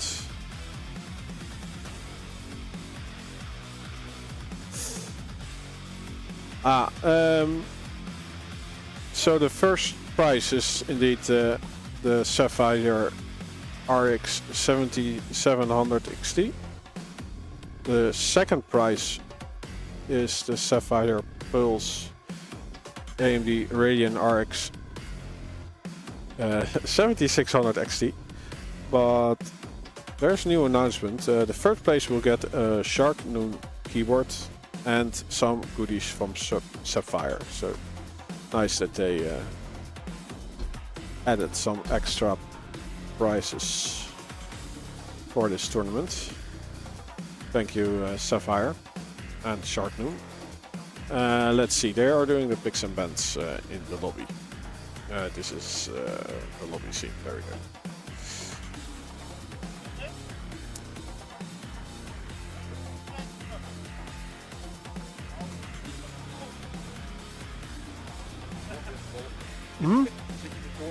Ja.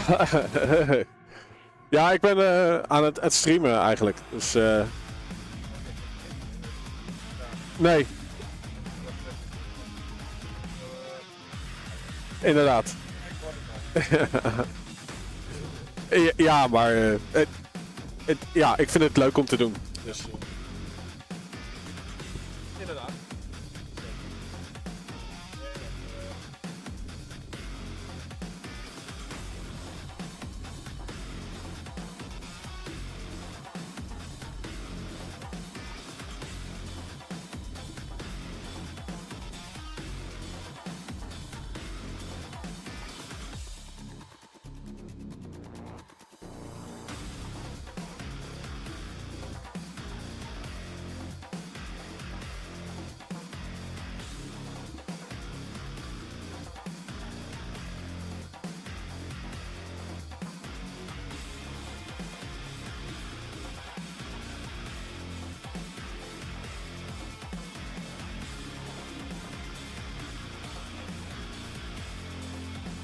Inderdaad. Ja, we are being streamed on a real big screen, so we were just looking at ourselves. So yeah, talk to you later. Okay.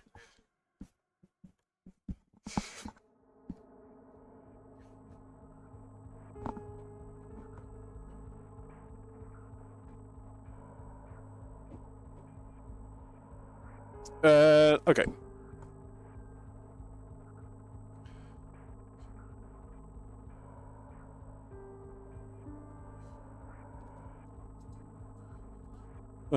It would be nice to show that we are on the big screen.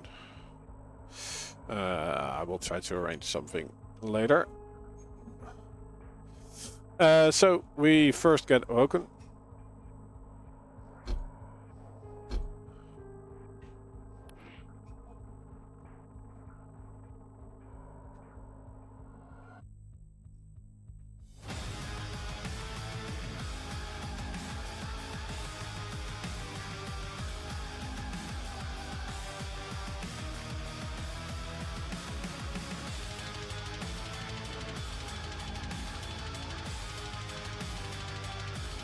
Civils on the left,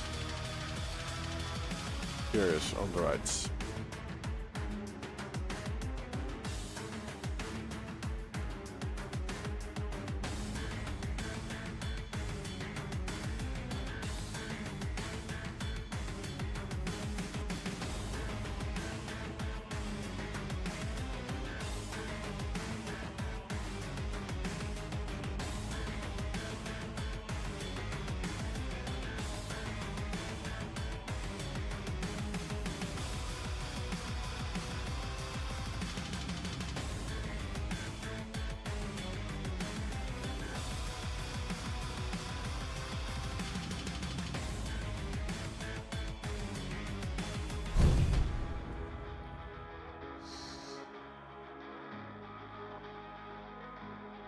Okay, they are ready to rumble.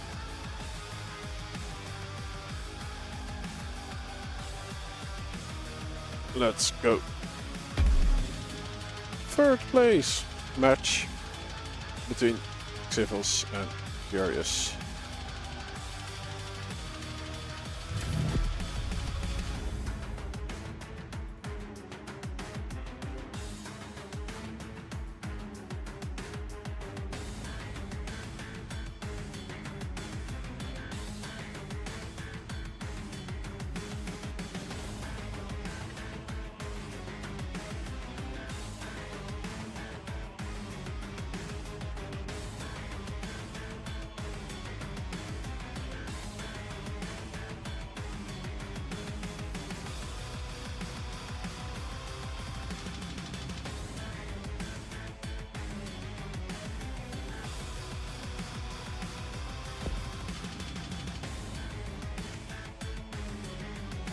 Prepare to fight. Round Okay, begins in there we go. 3, 2, 1. Fight. Time. I would say let's start on CurieuZe. I do think she is the underdog.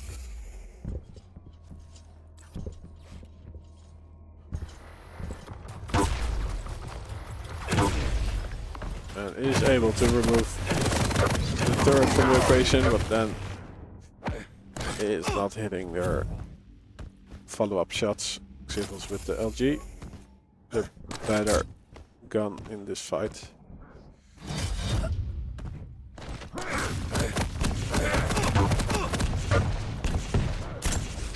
Decent damage with the LG from CurieuZe, but Civils is able to get to the mega health, so he is high on life again. Waiting for CurieuZe to walk into his damage. Again, a little bit damage done by CurieuZe, but not enough. Combo kill. Decides to get into a fight again while she just spawned. Not really the weapons available for her during that fight. Gets a combo kill.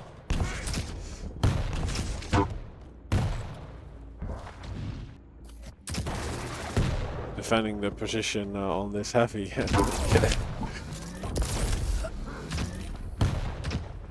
The rotation for the heavy is 30 in Quake Champions. And Civils is always 5 seconds early. So he still has the Quake life numbers in his head. Well, he's able to use his mechanical skills, which translate pretty well.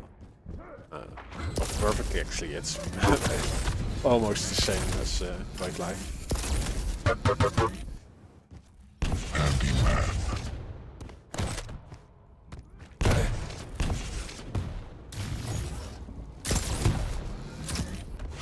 And able to get the next major item while CurieuZe gets bopped forward by that rocket into another rocket.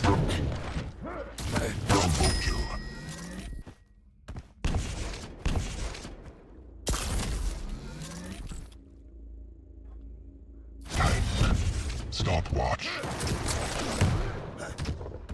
Aus dem Weg!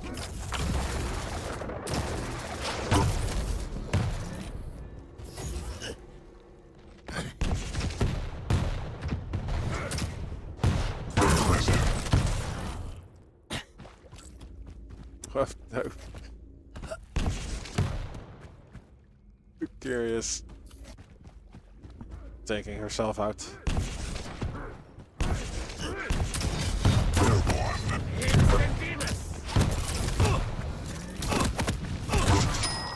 Halt die Ohren steif, Junge. It happens to the best of us.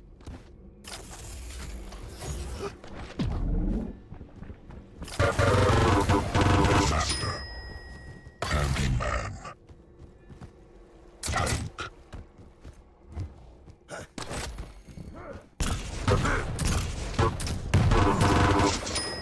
Hast du nicht kommen sehen, was? Oh no, Timmy the turret. Wreaking havoc. CurieuZe. Die Waffe ist bereit. Not really. Two darts and now also Nicht gerade being aus der distracted. Gegend, hä? While Xifus appears behind her.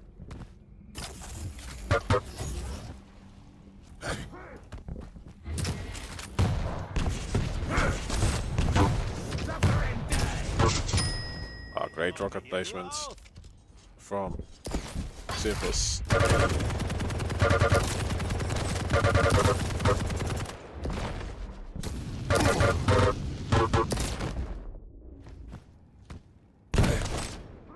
Is LG not stable enough?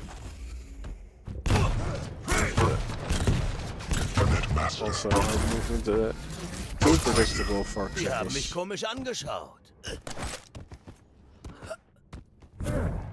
Gerne nachziehen. Who is just placing a crosshair. 5-minute warning. Handyman. Treff mich extra. Point and click at the right moment.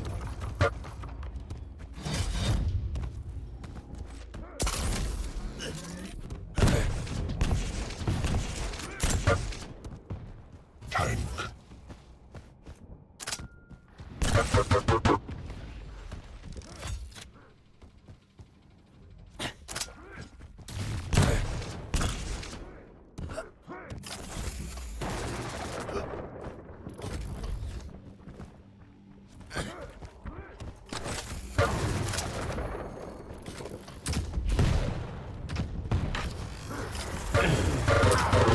Weapons factory. Genug gemeinnützige Arbeit für heute.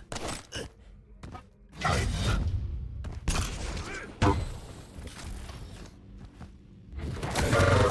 3 frags left. Red master. 2 frags left. Handyman. No, this was set on fire. 1 frag left.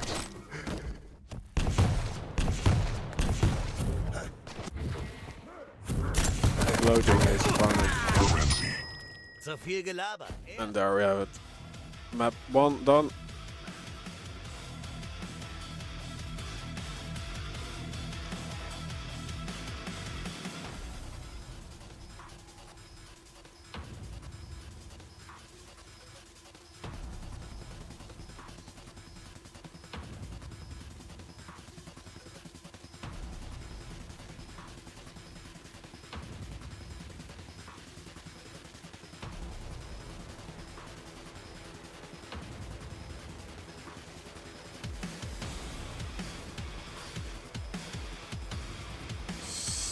Yeah, indeed. CurieuZe is of the bomb kind.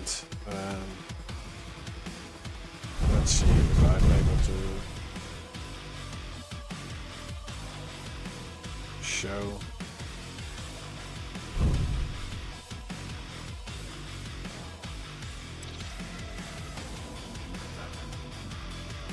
Like.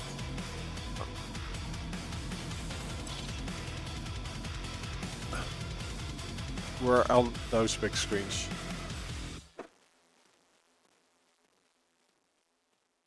But yeah, my mobile, it's mobile data, so it isn't the best quality.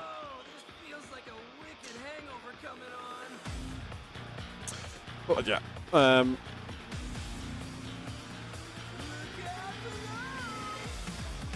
let's see, where are we going? We go to the Festival of Exile.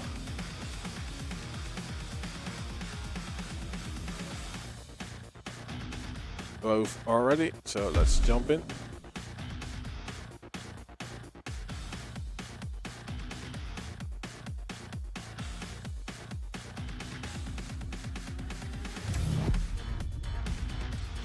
We go to Exile, so I'll also update the prediction.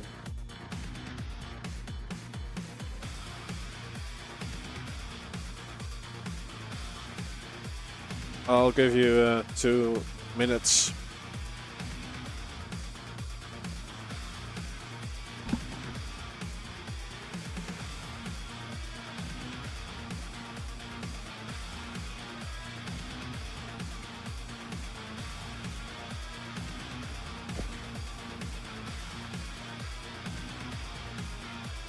Prepare to fight.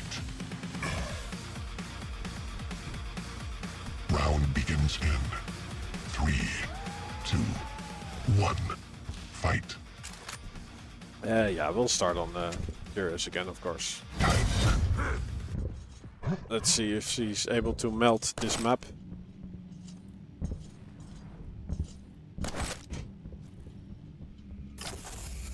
Melt our hearts with well, yeah, I would say her goal is to get 2 frags.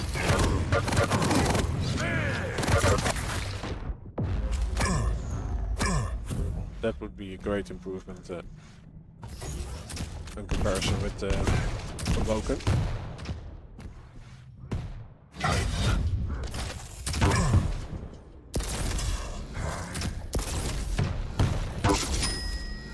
Это было несложно.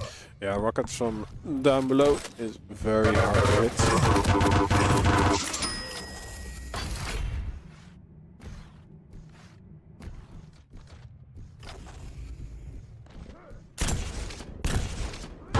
Impressive. Headshot.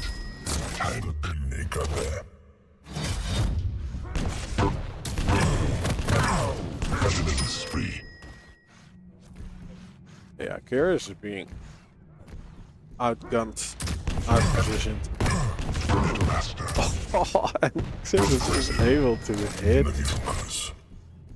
one of the rockets that I just said that they are hard to hit. So he definitely has the mechanical skill. Combo kill. Impressive.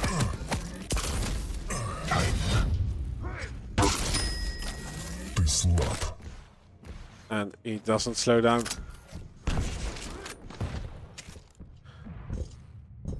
So first mission for CurieuZe is to get a weapon. Mission succeeded. Oh, XT is there around the corner laying out a trap.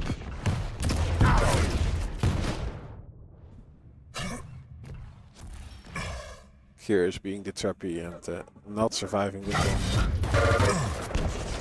She just found a shotgun, but that is not a weapon to do damage from a distance. He's not able to get up close. XT was juggling her with the rockets.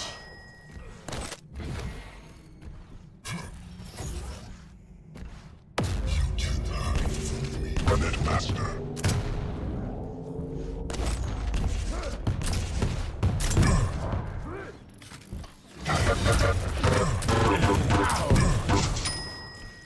Это не мои проблемы.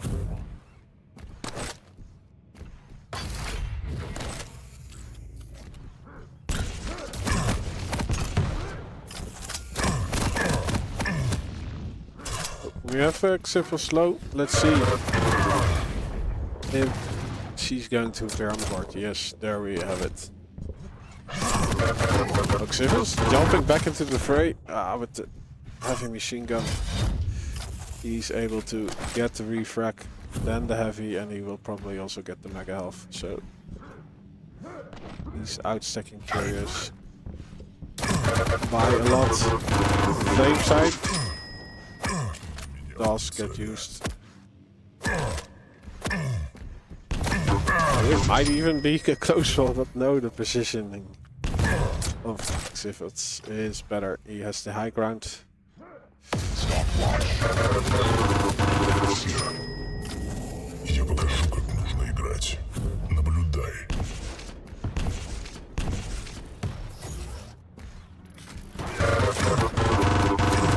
Killing spree. 3 frags. frags left. Situation when to be aggressive. 53% accuracy with the LG. That faster. 2 frags left. Stopwatch.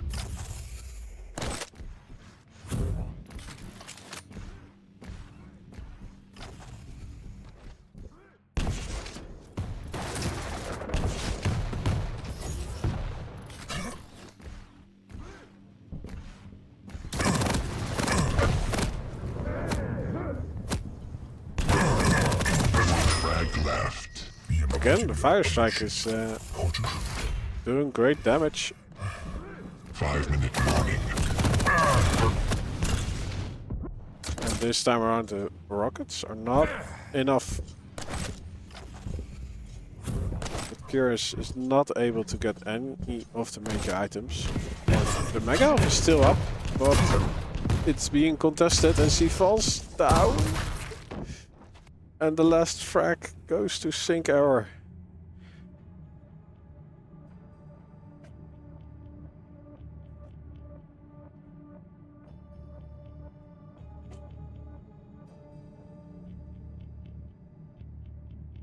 No.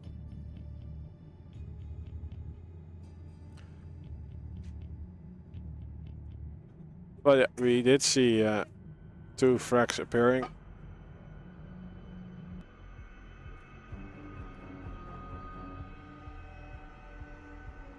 For CurieuZe.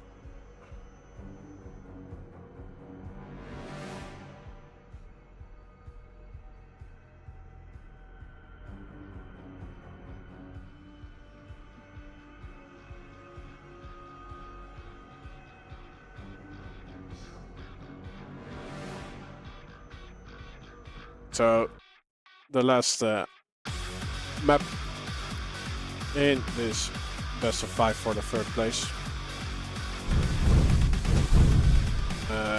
will be Crucible. So the fiery map is up next.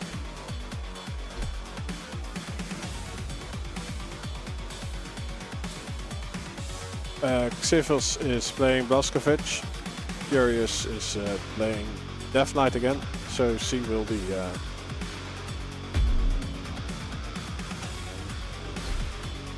not be damaged by the lava that's on this map.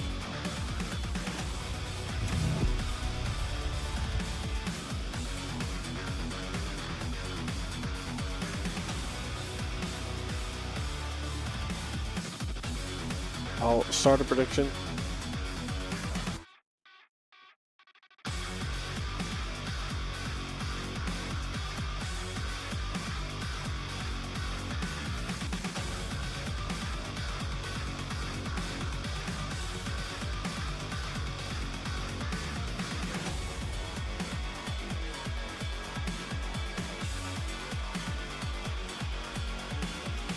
You guys have 2 minutes.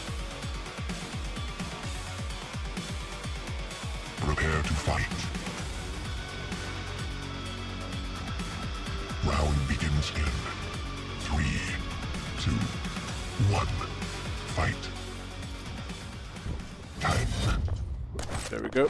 A heavy and rocket launcher for CurieuZe. The Mega is still up. XT is using his dual wield, which gets him 2 weapons instead of 1. It's not double the damage, by the way. It's 1.5 damage.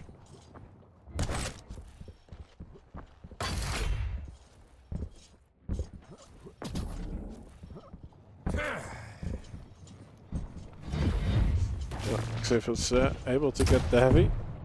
CurieuZe still has top control, but behind her, XT takes the jump pad. She does notice it in time, so there is 1 rocket connecting. But she does not prioritize the Mega Health, so both items going to XT. He only has overstack on Mega Health. Oh, ooh. CurieuZe not aware that her enemy is behind her.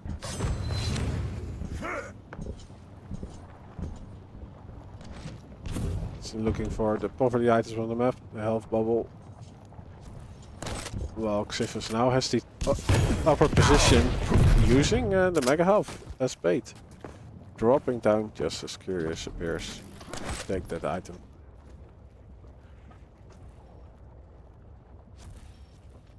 Now XT waiting on this heavy. Adding a perfect split to the items.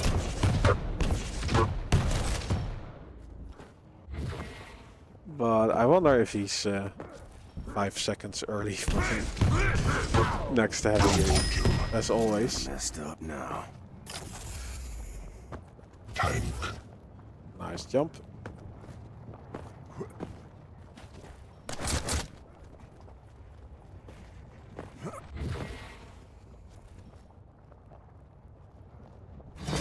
Trying to use the heavy as bait again, but CurieuZe is not around.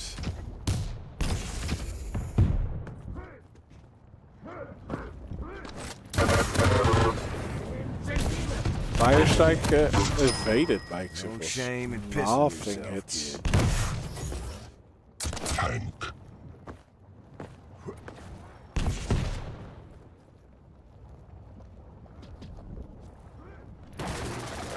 Tank.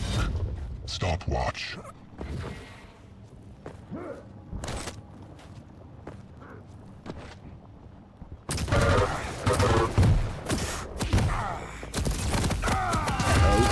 We are getting a frag for CurieuZe. The mega health is up first though, so she's at the wrong item.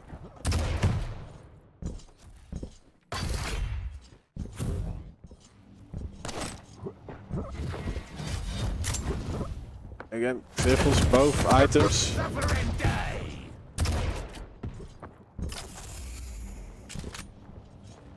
Not a lot of damage with the fire strike from CurieuZe. So she still has to do a lot of work to remove the stack from XT, and she's not able to. Stopwatch. XT continues his rotation. Stopwatch. All right, who's next? So now that there is no major item spawning for a while, XT also has to go to the poverty items. None of you gets out alive.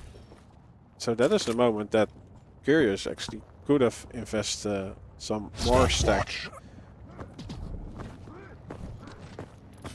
to try to take over control.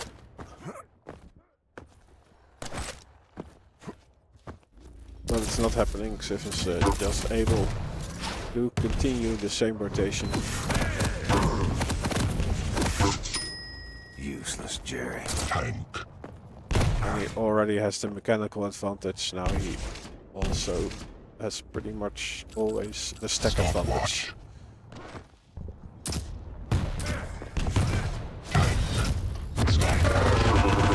Get sight.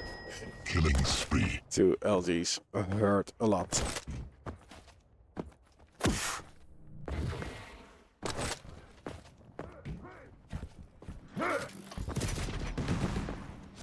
Five-minute warning. Netmaster. Never too old to put a fascist in the ground.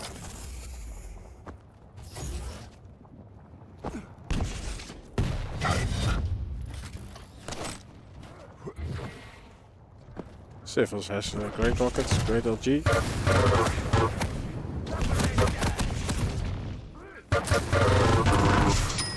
Cat's in the bag, bag's in the river.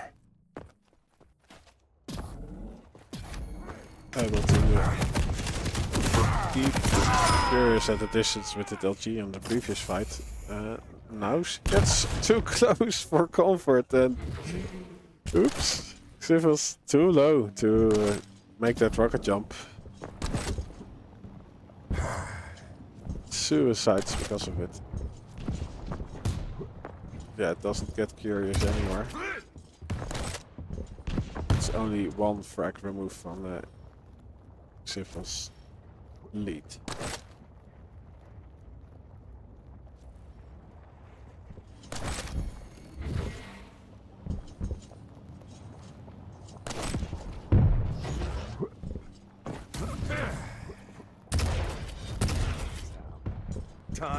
dual wield. Let's see if CurieuZe is able to work with the choke point that Xivils has to move through. She does apply the fire strike, so he stops in his tracks.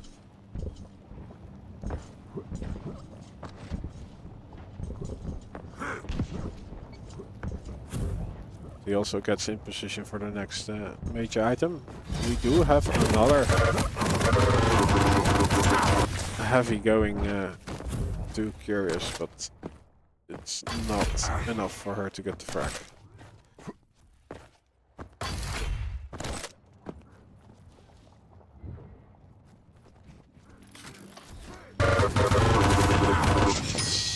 So much LG. CurieuZe just push forwarding into so much damage. Not getting anything done. So it was as healthy as ever.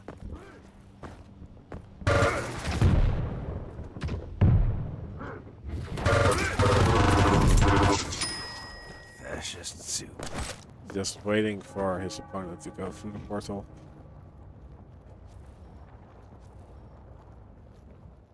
Stopwatch. Wake up. You're dead.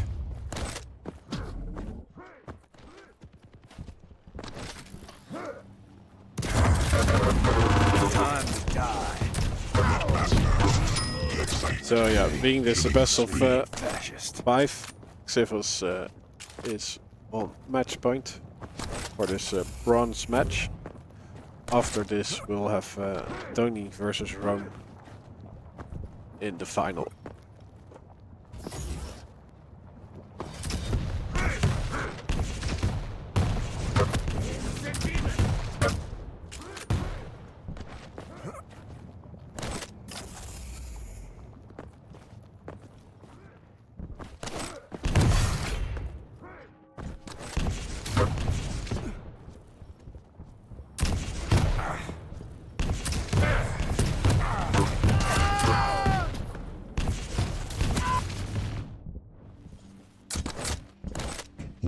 Warning.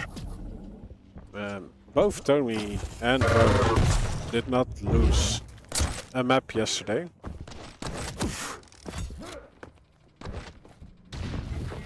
And I don't think they have played against each other.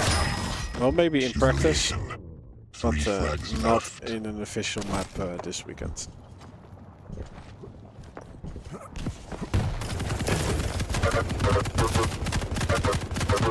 Frags left.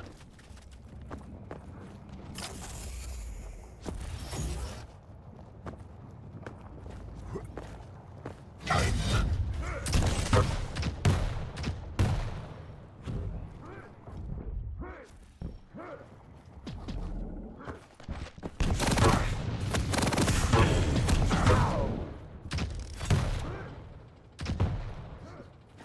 Xivils wants a slice of CurieuZe with the gauntlet, but she's able to get away. But yeah, the win goes to Xivils, so congratulations. He gets 3rd place.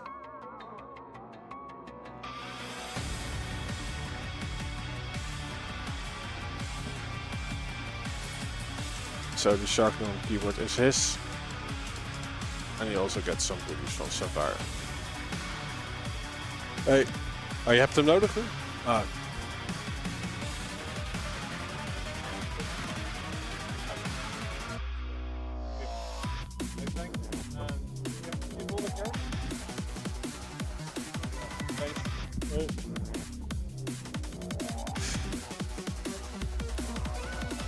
Yeah. The guy that arranged a gaming chair for me just came to say hi.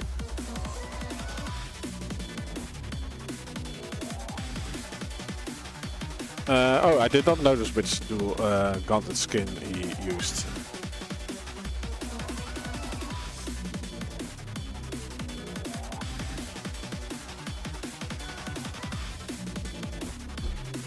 So let's get the players in.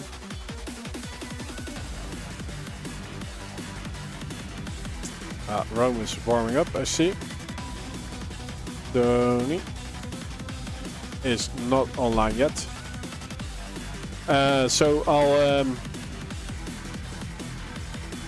take 5 minutes to set this one up, and I'll be back in a bit. And yeah, like it is Sunday, so a lot of people are already packing up. That's why there's so much traffic behind me.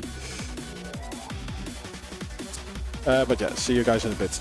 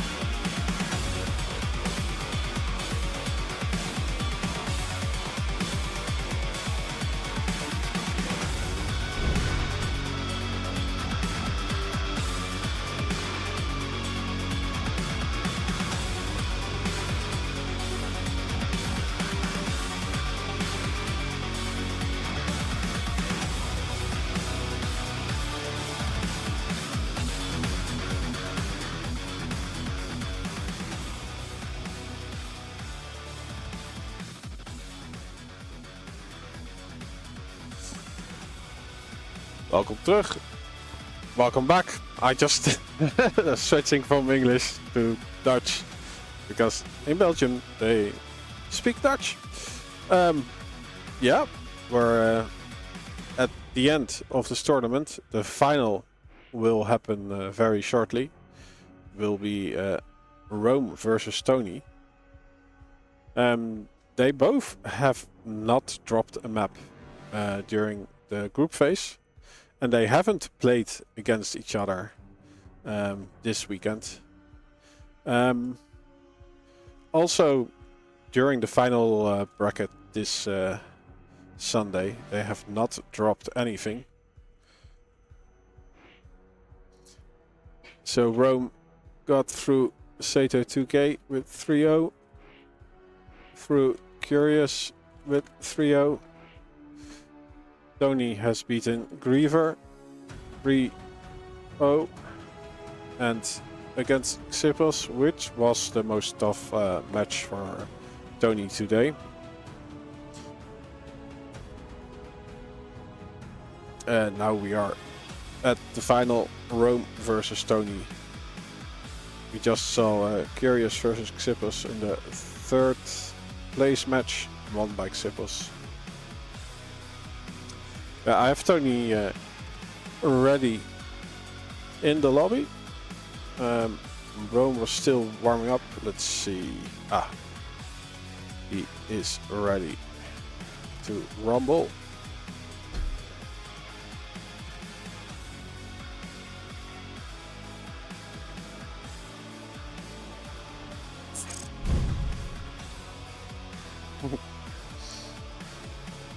A croc monsieur, dat is toch een tosti?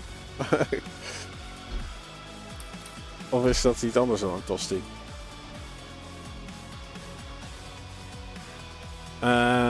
I should do the coin toss. Rohm is saying. Let's see, do I have coins with me? Or else I will just use the first website on Google.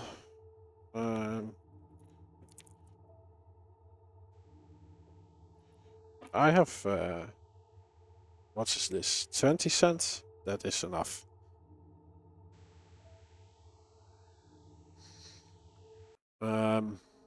Let's see if there's enough light that it will, it won't.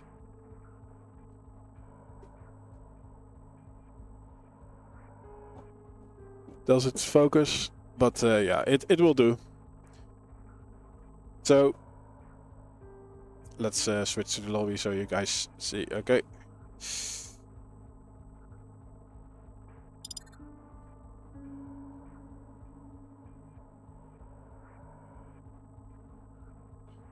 Okay. Rohm chooses heads. Do it. You didn't see the action, but I was able to throw it high and put it on my hand, just like they do in football matches, and it is head.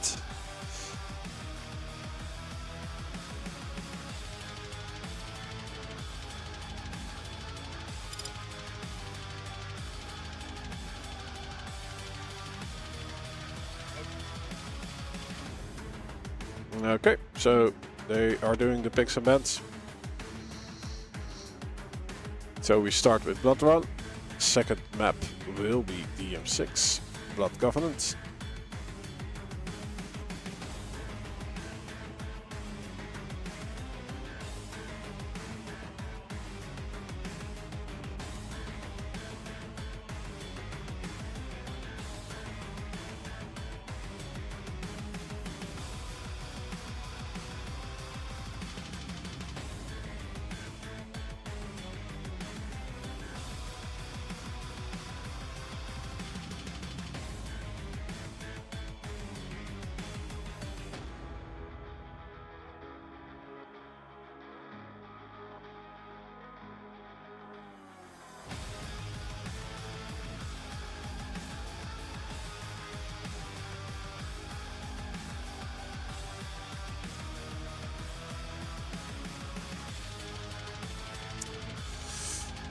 Okay. So blood run first. DM6. Awoken. Excel. Insomnia. 1, 2, 3, 4, 5. In this best of 5. So we have enough maps to play for.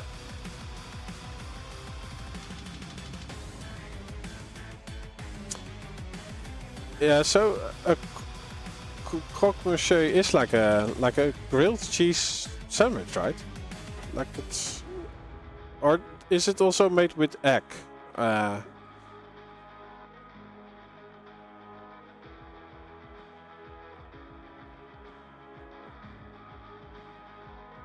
With egg and milk in on a pan, right? So it's not like a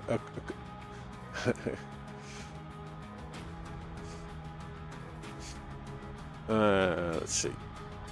We have Tony on the left, by the way, and Rohm on the right.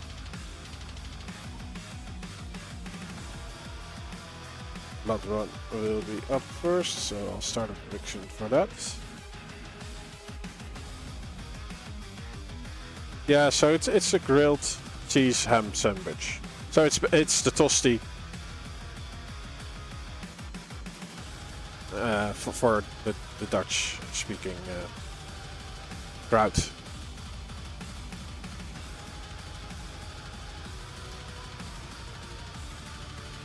Tosti hamkaas. Yeah, so they are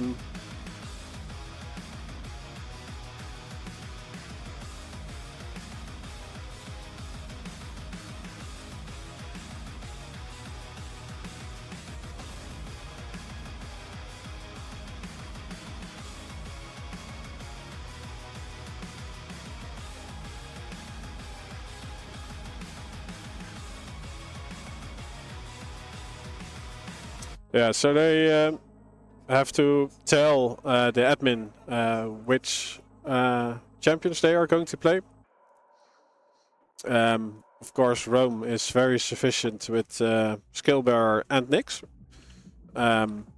Tony is the Crouch Slider Surficionado, I think. So we'll probably see him play Slash or Struck and Peeker.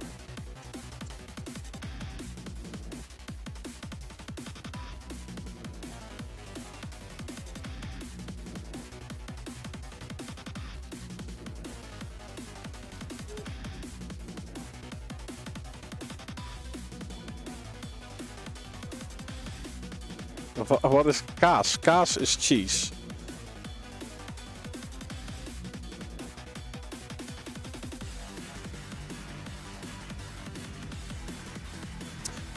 Yeah, so this is turning out to be a little bit of an international LAN today. Well, it's still European based. Like I did not meet anyone that traveled from another continent. We have Rohm, of course, from Germany. But Tony can be Wallonisch, right? What is the English word for? Like there is a French-speaking part of Belgium and a Dutch-speaking part. Wallonia. Okay, yeah, there we go. So you're not French, you're Wallonia. Walloniese.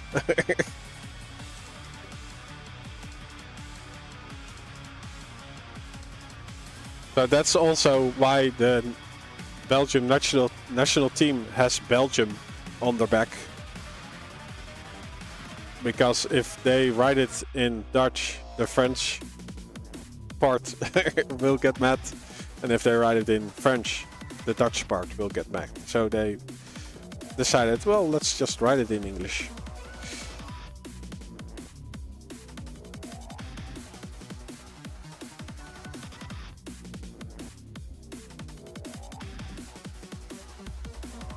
No, so it's Wallonia, and the other part is.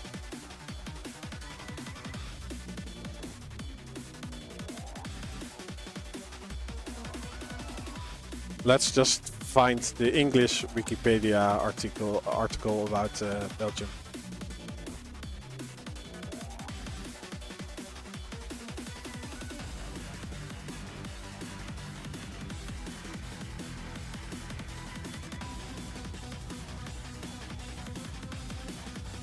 Kingdom of France.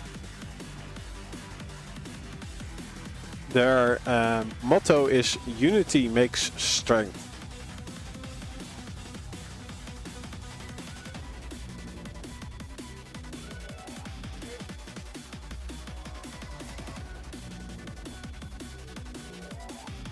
So it's Flemish, and the Flemish region and the Walloon region. So I think the Flemish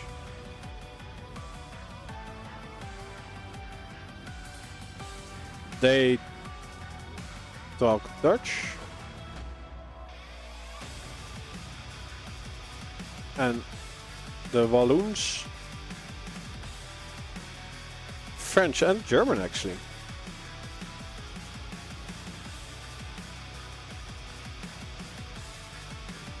Yeah, French and German.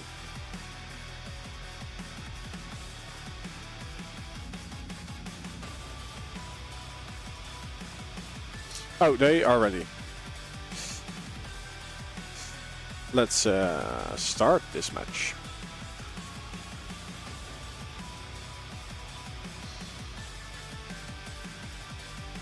Yeah, I'll stop the predictions 2 minutes. Or maybe I'll stop it now. No, I think there are only 4 people did the prediction. So I'll leave it open for 2 more minutes.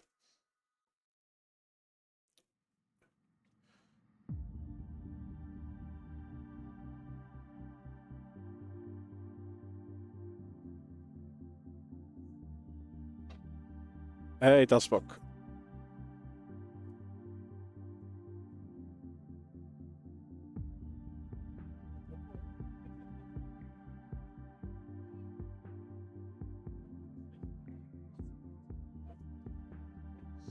So this is for all the marbles, or at least 2, or one of the 2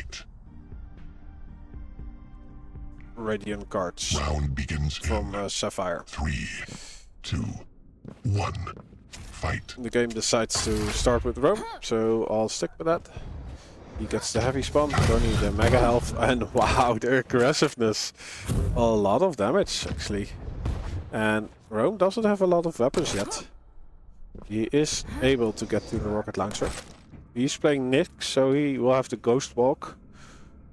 So if he was in real trouble, he could have popped it. That gives him invincibility for 4 seconds, because he goes to another dimension.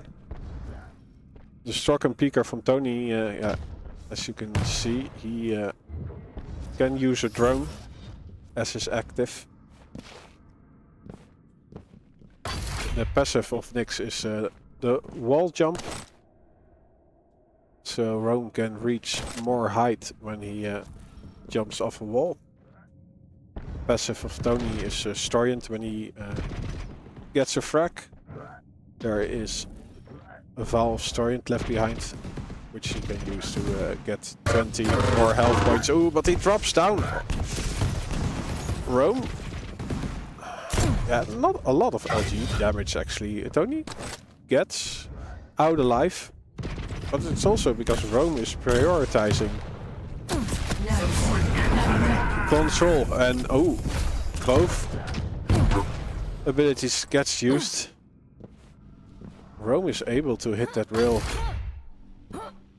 removing a lot of stack from Tony, but he does find the light. Oh, this mega health will spawn mid-fight and is the lifeline for Tony to get his first frag on the board. The aggressiveness from Rohm almost pays off. only 12 health left on Tony when he got that frag, and the next major item is 10 seconds away from spawning. But yeah, Rohm plays a light, so he needs to get armor first. And of course the weapons for any fight. Oh, these rockets though. Only going through the portal. So that rocket was a direct hit from Rohm. Rohm gets the heavy. He needs to activate his ghost walk so he does not get damage from the peeker.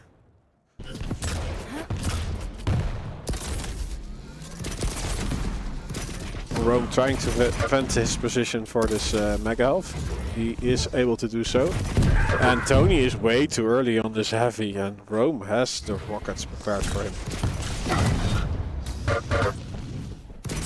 And yeah, he gets spotted just after he spawns, so he does not have really anything in his tool belt to defend himself. And another situation, Rohm with the LG, while Tony only has the tri-bolt. And I think this is again a fight out in the open. Rohm mitigates the peeker usage by using the ghost walk. Great place. Oh, he's hurt. He's able to get the heavy. Not able to get this free damage while Tony moves through the portal. He's missing a lot of shots, but he's still working with control. Has now overstack on health, while Tony gets his default stack.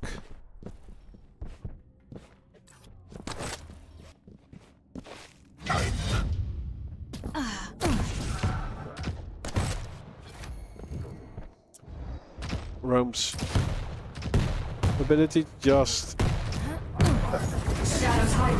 ready to use, and it's again, it's a great mitigation actually. I have never seen this matchup play out like this, but it is a great answer to the ability usage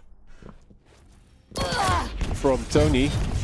Oh, the real. Oh, but I've been fighting trash like you for years. The combo kill. The first rocket hit seals the fate of Tony. A calculated rocket jump. It's much needed because one rail would have killed Rohm. Oh, he needs to activate his ability. 5-minute warning. He might be too late. Might have been too late to activate it, or maybe he chose. His choice was not to use it, so he can still use it in another situation. Because if you activate it while you are being low, and it's only 4 seconds, if he can't escape, he will still die after the usage. Now he has a little bit more health to get away. And also the position was better for his escape route. And Rohm is probably one of the most defensive players this tournament. He is very good at getting away. And Blood Run is also a map where you can just disappear on the map. So Tony's mission is now to trap Rohm. And preferably before the Ghost Walk is active again.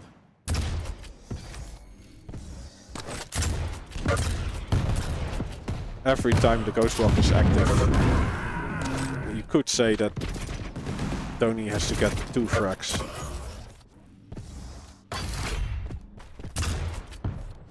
One, he has to do the damage to make Rohm use the Ghost Walk.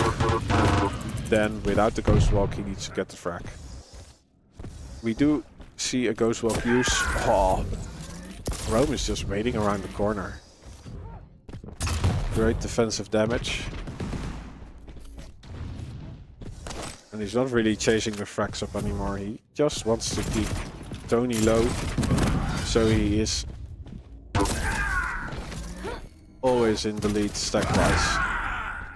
I require strength. Which creates a situation that Tony does not have to stack to chase up any frags and get back into this one.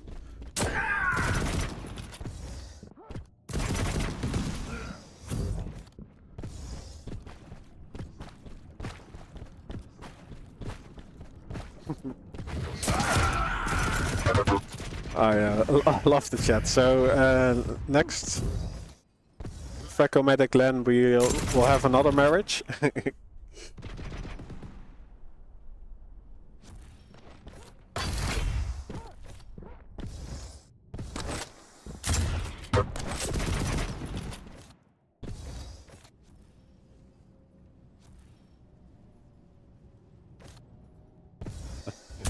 Or are you asking the winner? So it's either Rohm or Tony. Oh, Rohm able to get the next frag and the mega health, and now defending the heavy position. Impressive. Ah, Tony did get the heavy, but it's stripped right after. Oh, he's out in the open. But Tony does not get the angle. Maybe he did not have the railgun yet.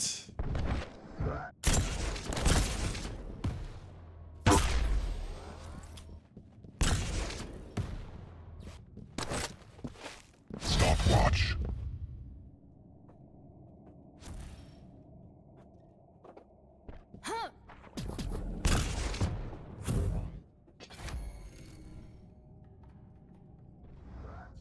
So 1 minute left. 1 minute warning.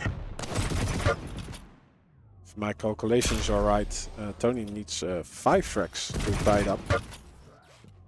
But good luck catching Rohm. Stopwatch. He hits one rail, gets the next major item. Ghost walk. This is actually going Tony's way. And the Rohm is playing a light, so he does not spawn with any armor. So if Tony hits one rail, he is in a good position. Oh, but the mega health spawns right after he hits his rail, so he has to change his plans. He has to do the damage all over again. That's supposed to be a challenge. He is able to get this frag, but it's too little too late. The timer is running out.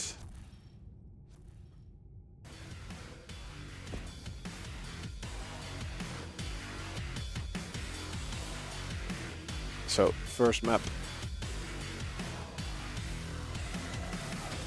on the Frag-o-Matic Quake Sapphire Showdown. Final is going to Rohm.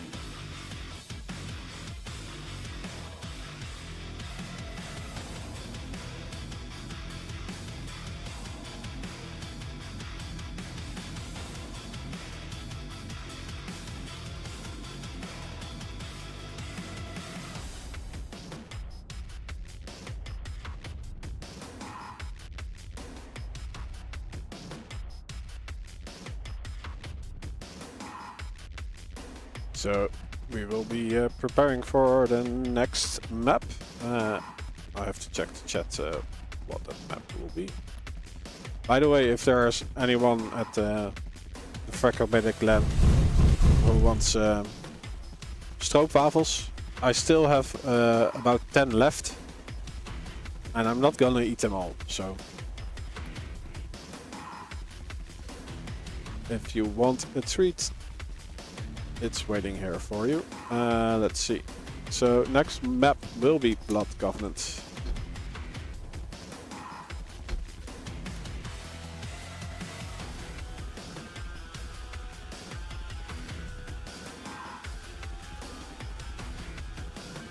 Yeah, it could be that Rohm is playing Nyx on all the maps. And it wouldn't surprise me if Tony is playing Sharkoon Keyboard on every map. But on Blood Covenant he will certainly go for Slash.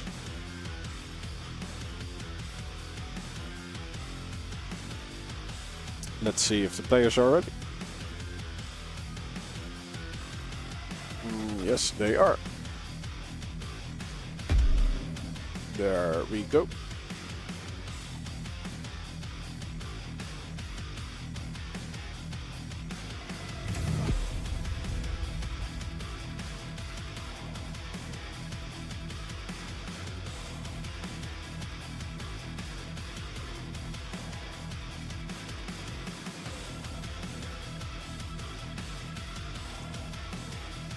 Andrew, de stream op de grote schermen is vastgelopen.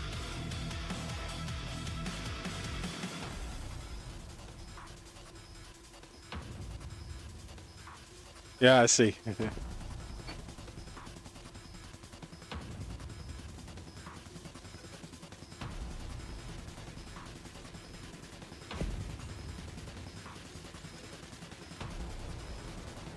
Prepare to fight. Out here.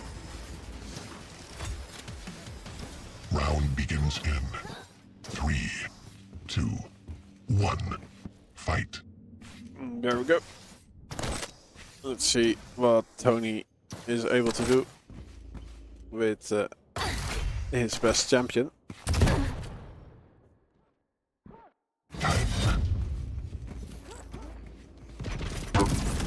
He hits the first rail. Rohm does get his railgun, and all the rockets are awesome. But there is a plasma trail used, so Rohm could actually step through it with the Ghost Walk. He now activates it. Gets the mega health. Well, there's still a few seconds before the next heavy, so Rohm should be able to punish it, but no. The defensive damage from Tony is awesome, and nothing is coming out of Rohm, who does not have his invis yet. But yeah, Tony wasn't also the healthiest, but he does find the angle, just waiting for Rohm. Walking to the LG, great anticipation from Tony. He will lose out on the heavy, but he does great punishment on the pickup. So Rohm doesn't get the full benefit of the overstack.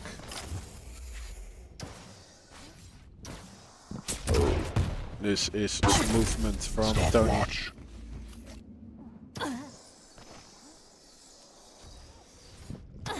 Oh, and he will discover Rohm, but Rohm is prepared with a super shotty.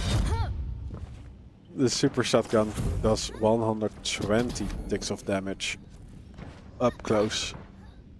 So he destroys Tony, removes his face. Shadows hide me.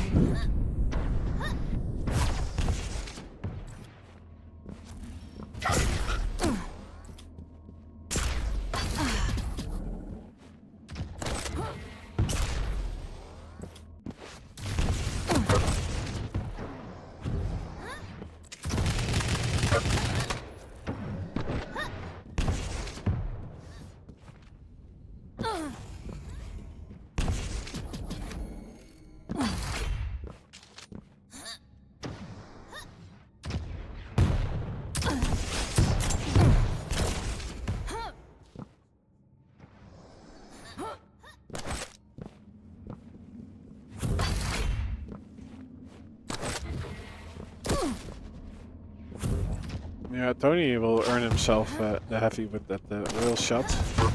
He also still has overstack on the mega. So Rohm has to apply his defensive tactic. We call it plus back. Because that in the old days you could bind the keys through a console, and the command for walking backwards is plus back.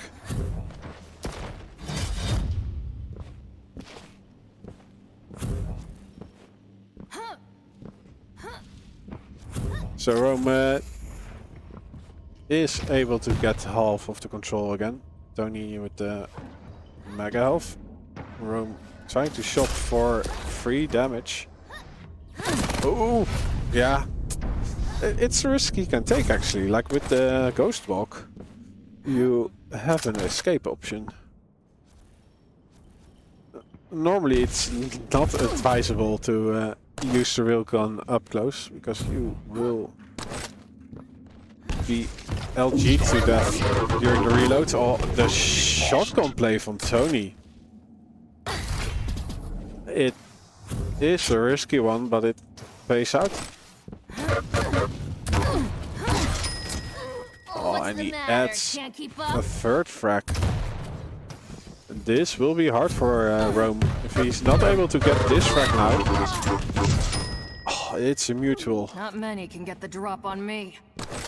Because yeah, Tony has such a speedy champion. If he gets 2 or 3 frags in the lead, it will be very hard for Rohm to get back into this one.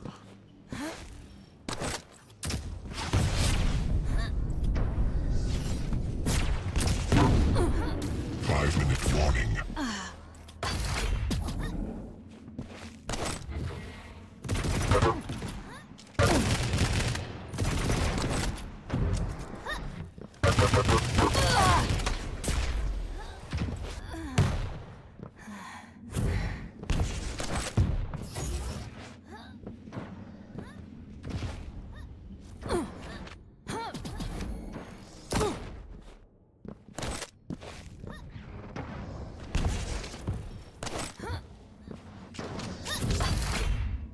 So Tony was in the stack advantage, but after that drill, he hightails out of there.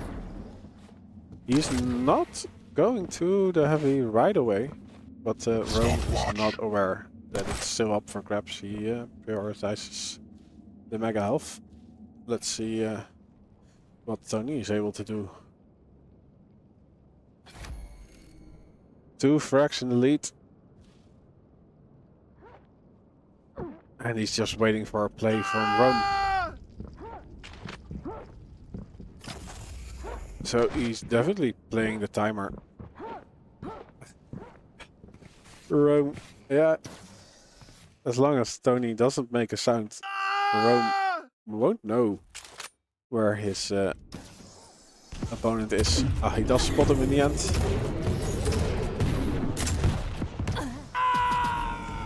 Thanks for the follows, everyone.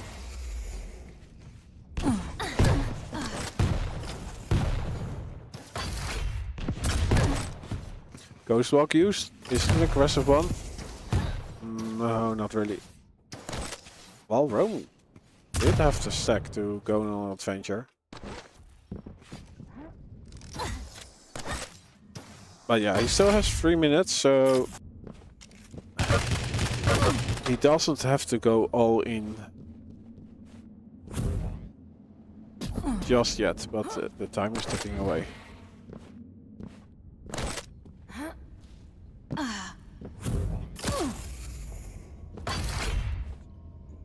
Good defensive damage from Tony. Ooh, Tony going for this heavy. Oh, Rohm peeking with 8 health. He will get this mega health, but he needs armor. He gets light. There might be also one at the shotgun, but I think Tony will guard that one.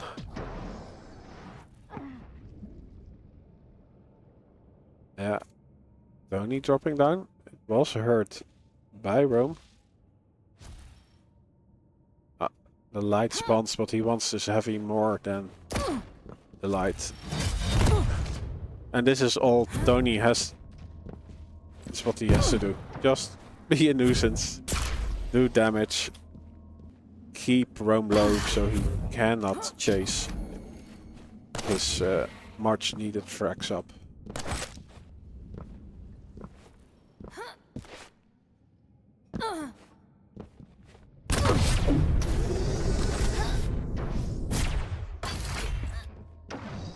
Yeah, Rohm needed on-return damage. And he did not get it. Both ability were used. Oh, Rohm was actually muddying the timing a bit. Adding a little bit of extra delay to the next rotation of the heavy. 1 minute warning. But it's now business time. He has to do something. Evasive. He will get out alive, but doesn't get him anything.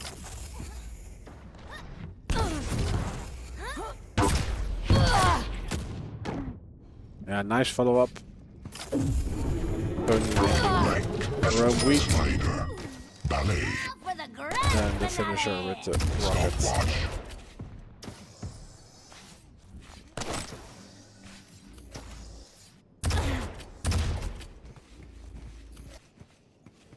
Stopwatch. Stopwatch. So the second map will go to Tony.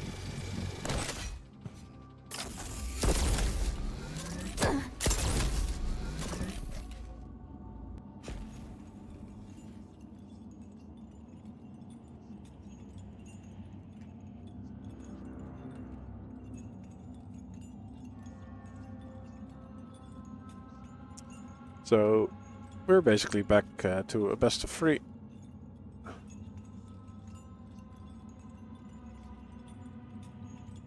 The next one who takes 2 maps will be the winner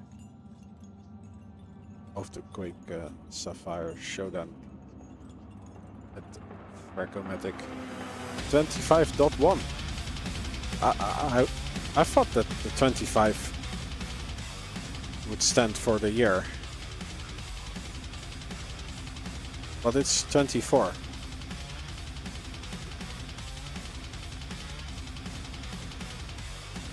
Right, we are living in 2024, right? Or at least I am.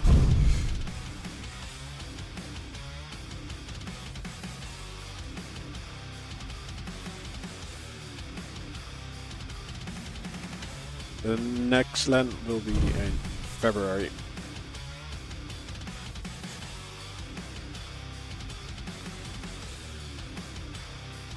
Which is called 26.0, so it's probably the year edition with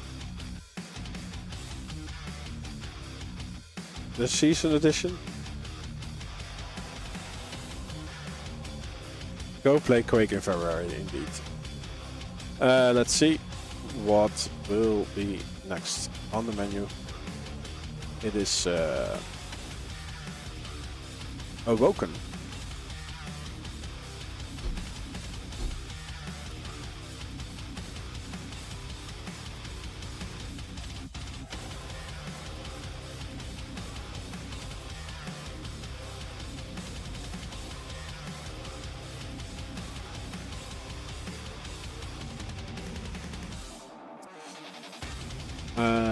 Let's see. They are both ready. Let's see if I can spot who picked Awoken. Rohm picked Awoken. Blood Run was picked by Rohm. Blood Covenant by Tony. And yeah, it alters, right? So Awoken is picked by Rohm. After this one, we'll have XL, which was picked by Tony.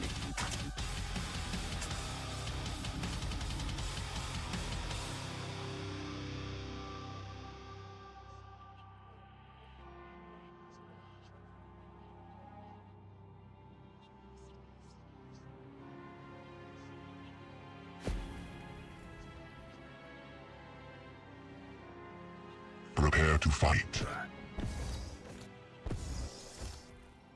Round begins in 3, 2, 1. Fight. Okay.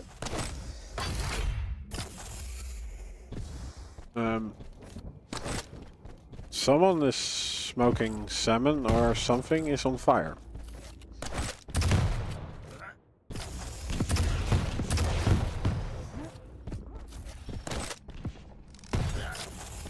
because it smells like burnt wood in here. But yeah, we have Quake to play. So as long as there is no slow whoop of fire alarm going off, we'll stay with the action between Tony and Rohm.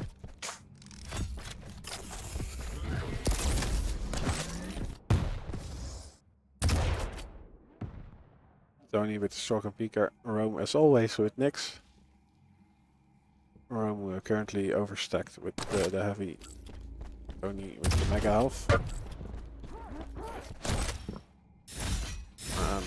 Does Rohm have the railgun? Yeah, so both players have the unholy trinity. Tony is trying to confuse Rohm with a fake rocket jump. He tried to do some shenanigans. You can hide behind the waterfall. So Invis used aggressively on this mega health. So Rohm earns himself that major item. Damage is exchanged, but yeah, as always, Tony leaves his major item up to fall back to it after he gets damaged. And that way he's still healthy out of that fight. While Rohm needs to wait on the mega health. Again, wheels exchanged, but this time around Rohm was next to the major item that spawned. So Tony is in a bad situation. He does hit a rail, but again, like previously the other way around, Tony hits the rail before the pickup.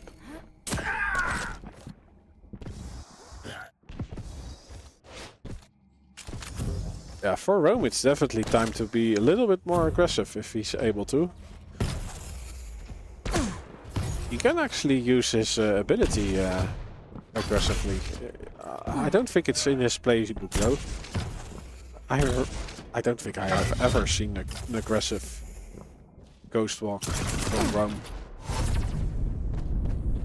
Oh, this is sort of aggressive. He does not get the inside eye damage, but he does surprise Tony enough to get the first frag. Stopwatch. Like if you get out of the ghost walk when you are standing on your opponent, you get 75 damage.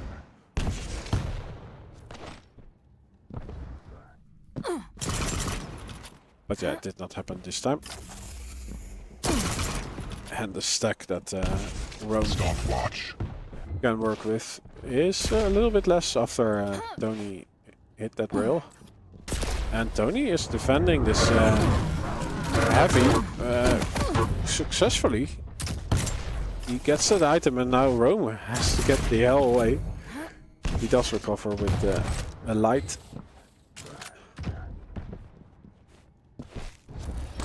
And Tony moves away actually from the mega health.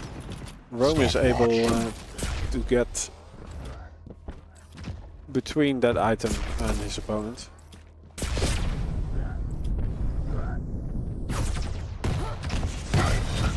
Stopwatch. Fairly clean pickup and Tony jumps down into view. Oh no, Rohm should have taken the time to line that shot up.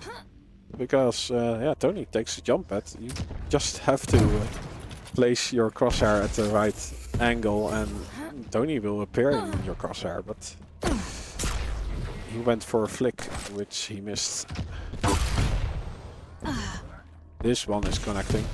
5-minute warning. Tony is still in survival mode, but Rohm is, I think, neglecting taking the frag, and there's still a lot to play for. So it's not a comfortable lead that Rohm is having right now. Stopwatch.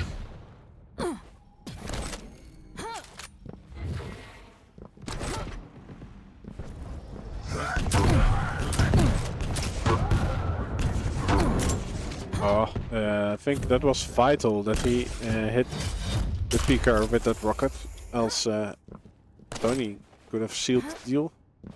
And I do think Tony is still getting left off the hook. Rohm is not pressing the issue.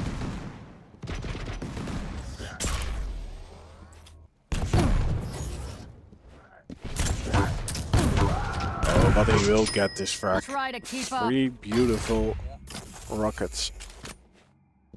Right where they need to be.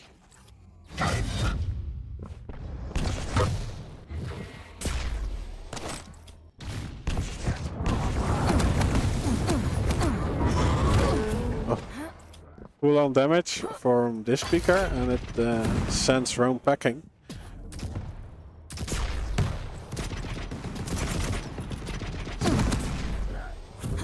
Mega health for Tony. And the heavy will also go to him. Rohm forced to use the Ghost Walk. But Tony is just leaving it up. Probably to bait it a little bit out.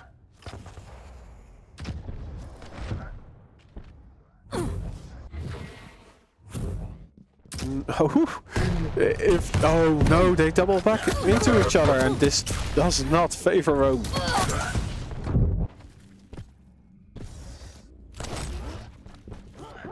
There is a price for Rohm just after he spawned out the mega health, so his death wasn't exactly worthless, and he is now in position for this heavy, but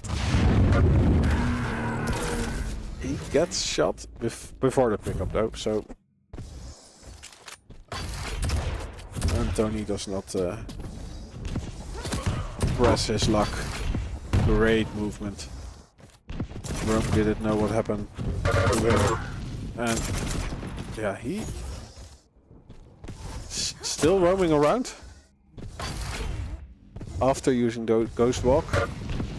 Yeah, he's in trouble, but Tony has to move through a choke point, and Rohm is able to release the rockets to make it difficult for Tony to chase him up.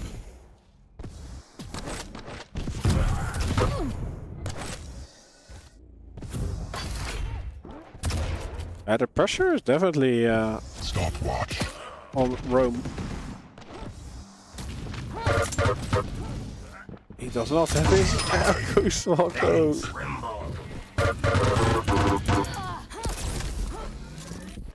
Master. Lead taken. Time. When in doubt, Gauntlet out, but I think he had other weapons to play with, especially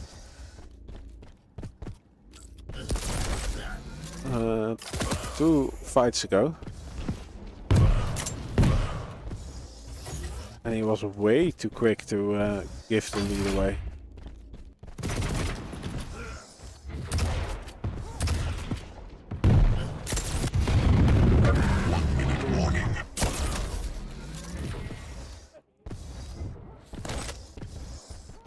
Like the second frag of Tony was definitely earned by him, but I think the first frag of Tony was gifted by Rohm.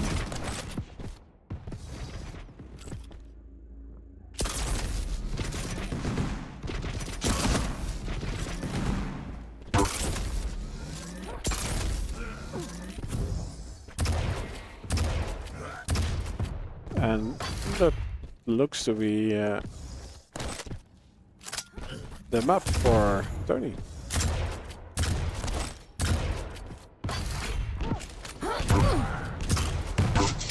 Oh, close one though. If Rohm was able to connect to his rocket, it would have been a mutual frag.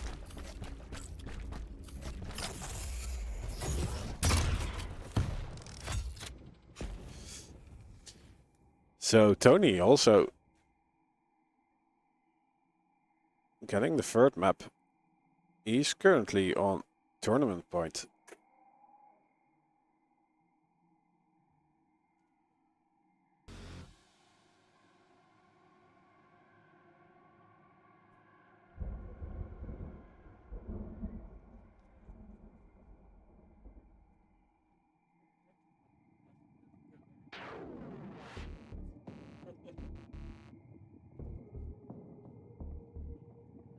Let's see, control much in favor of Rohm. But Tony was able to mitigate that by out-damaging him. Hi everyone, for the viewers who just tuned in, I see some regulars. Yeah, for this tournament there are only big bans for the maps. Because out of the 17 players who signed up, only 5 were really Quake players. So it was decided that everyone can just decide which champion to play, so that the beginners don't really have to deal with the abilities and stuff. They can just play the champion they want. So that is why you see Rohm on Nyx almost every map, and Tony on a Sharkoon Peaker or Slash every map. Let's see what the next one is. It's going to be Exile.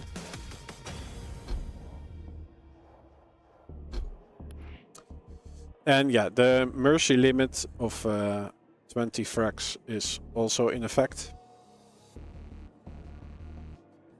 Both players are ready. Oh, I see. Rohm on Skill Bearer. Tony on Stork and Peaker. So I'll start the predictions for Exile.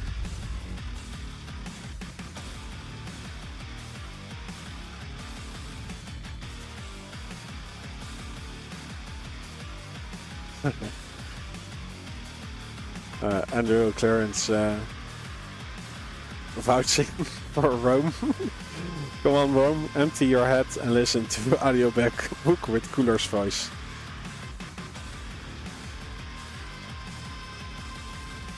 Yeah, Tony about to get married because Curious saying in chat that Prepare to fight.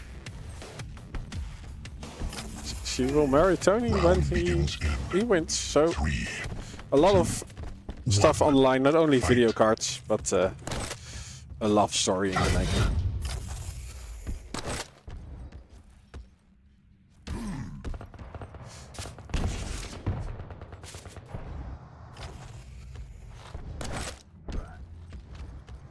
Rohm with the heavy, and also playing the heavy champ. Tony got the mega health spawn.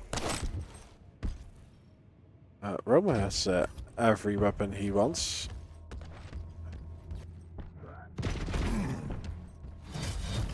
Oh, just spots Tony collecting the heavy, so they both have overstack on health and on armor.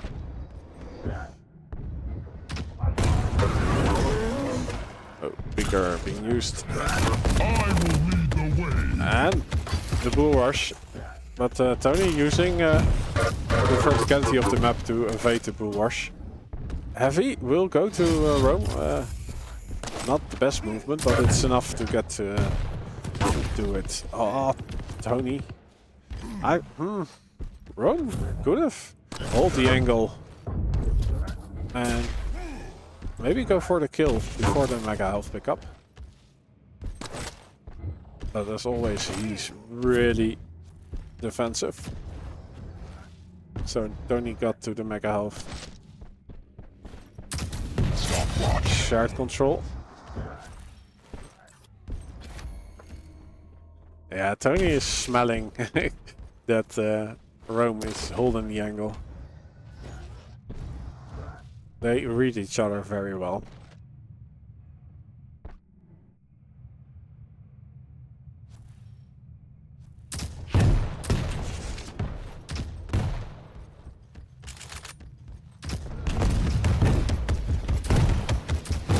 Oh no, he loses out on the heavy a little bit too early with the bull rush.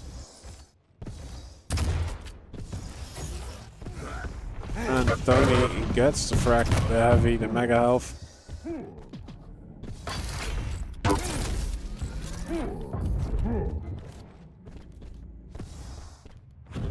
But yeah, Rohm playing heavy, he spawns with a lot of stack. That's one of the advantages when you play a heavy champion. You are also easier to hit. But it's a great way to go for the refrags. But So beautiful, your destruction. this isn't the way to go. Walking through full shotgun. Blast for Tony.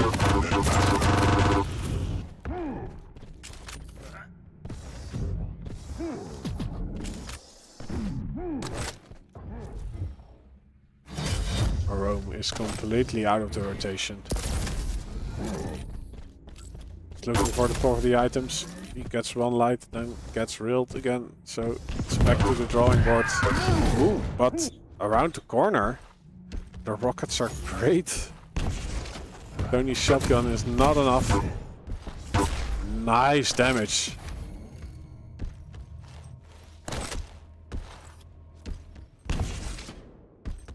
Rohm just earned himself the heavy. And Tony is still a bit low to fight for this mega health.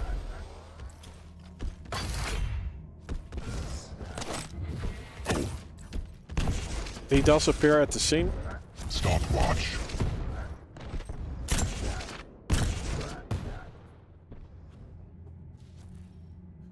And that's a vital part of him still Stopwatch. giving himself a lifeline so that Rohm doesn't take full advantage over with the overstack that he gets from the major items.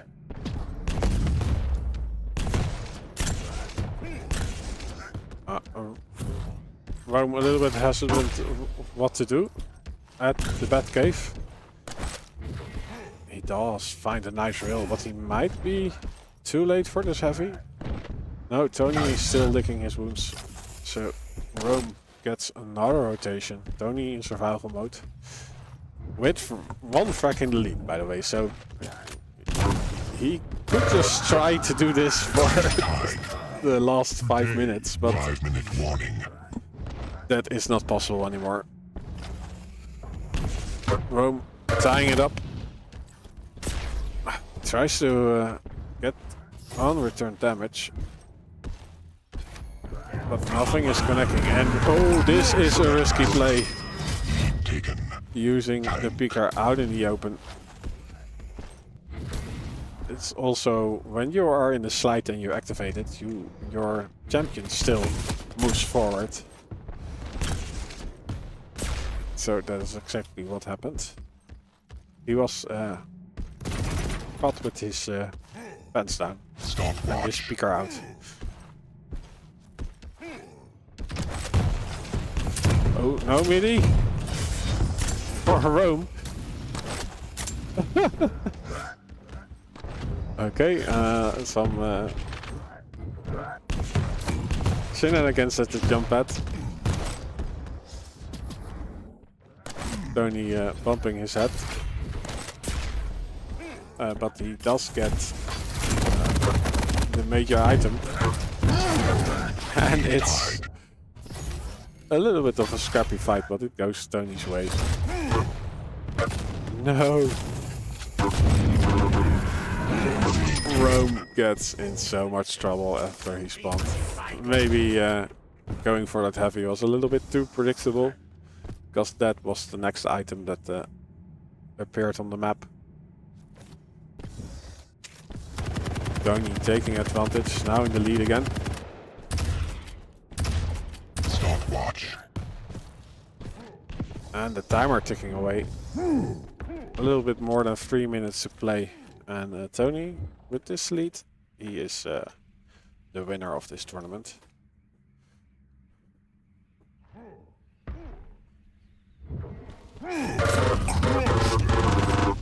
Oh, Rohm using his ability, but Tony is able to keep the distance between them wide enough.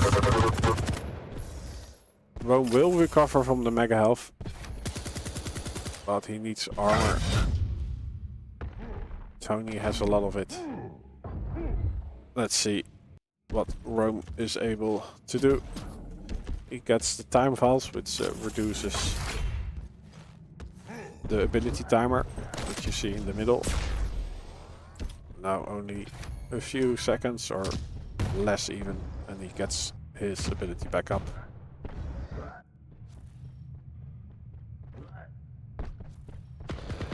Yeah, they are both guarding the heavy, using it as bait.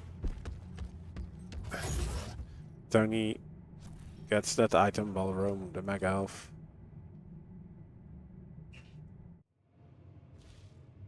And Tony is done playing. This is basically the signal to Rohm.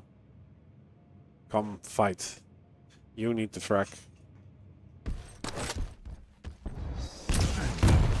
And if he does it in a way that he creates a choke point for Rohm to move to, it will hurt Rohm to get into a fight.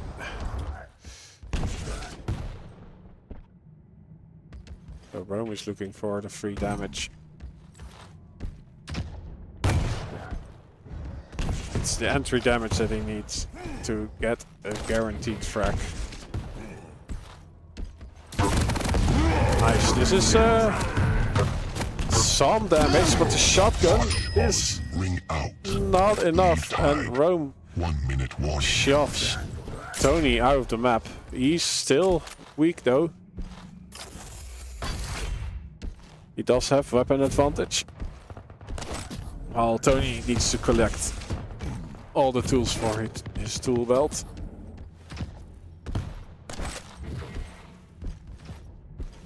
So if the timer reaches 10 minutes, we enter sudden death, then the first next frag wins the match. Oh, but it might not be the case. No, it's actually Tony. He is doubling back into this fight.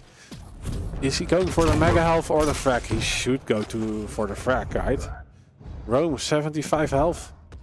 But Tony is not aware the advantage that he has. Next up is the heavy. Rohm gets a light, the poverty item. Does give him some stack to fight with, but look at Tony. A lot of light blue and light green on his health bar. So he has a big advantage in this fight. Rohm needs to get entry damage before any fight. Well, he does hit the rail, but there's a mega health for Tony. Ooh, Tony almost flies out of the map. It is a slippery map, it's all ice. And he is skating around, so he can slip.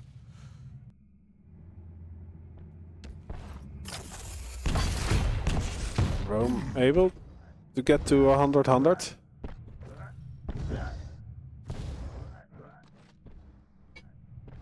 Rohm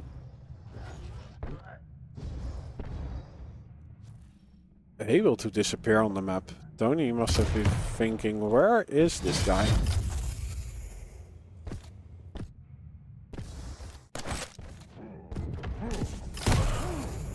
Yeah, this is the free damage that Rohm wants, but it's only a little bit splash damage. He needs more to justify an attack. While Tony, his mission is to keep his rotation.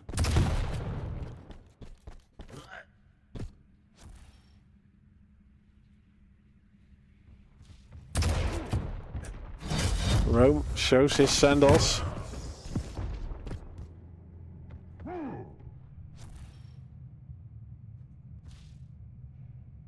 Yeah, Rohm's tournament life is on the line.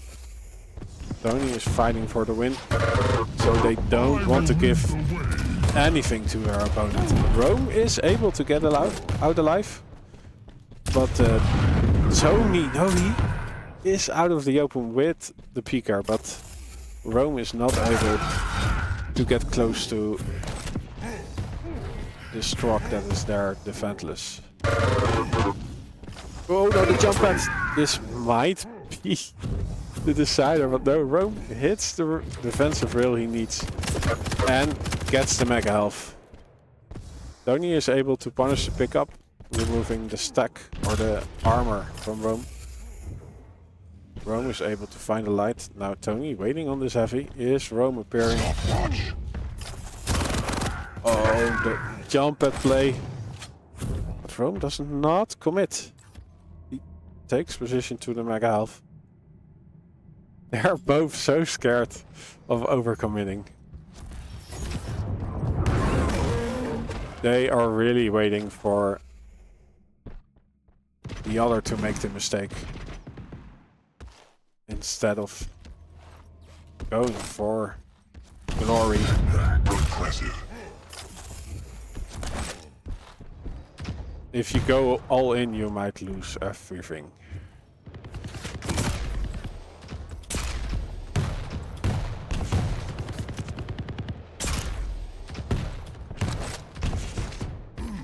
Rohm will take the lower light. It is a dangerous spot though.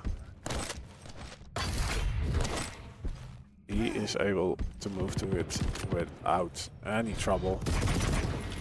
Heavy for Tony. And again a full rotation.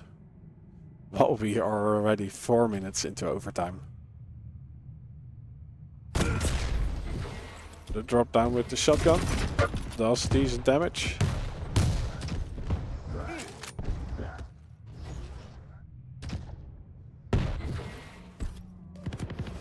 Yeah, and as opposed to Blood Covenant, Tony is now altering his route every time.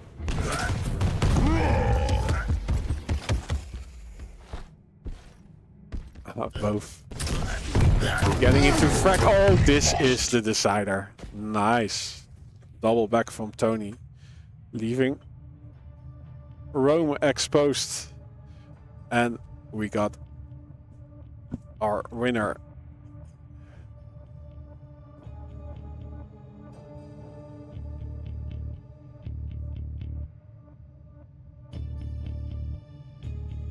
Congrats to Tony taking the win on Frag-o. I'm searching for words. The Frag-o-Matic Quake SAPPHIRE Showdown.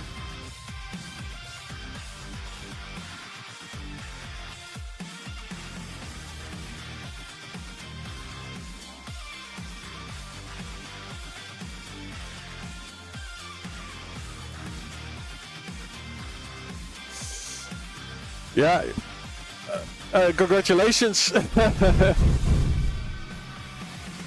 So yeah, that was the winner, and he just moves away. He is not really sufficient in English, so yeah, he's congratulating or being congratulated by Rohm. Let's see.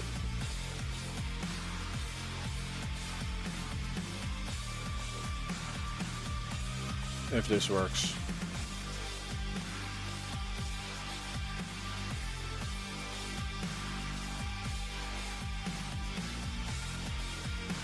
So I can show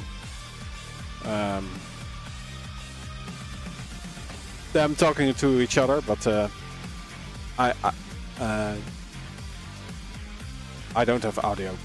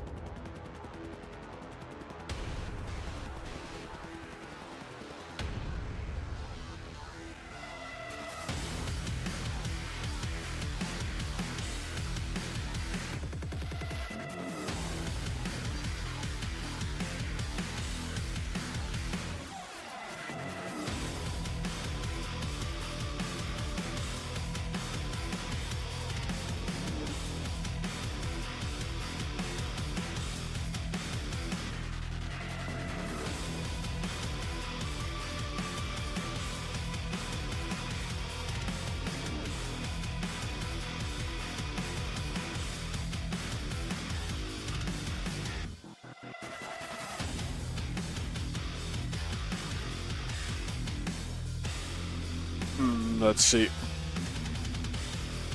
Did you guys have audio? I don't know actually, but yeah. This was the show for the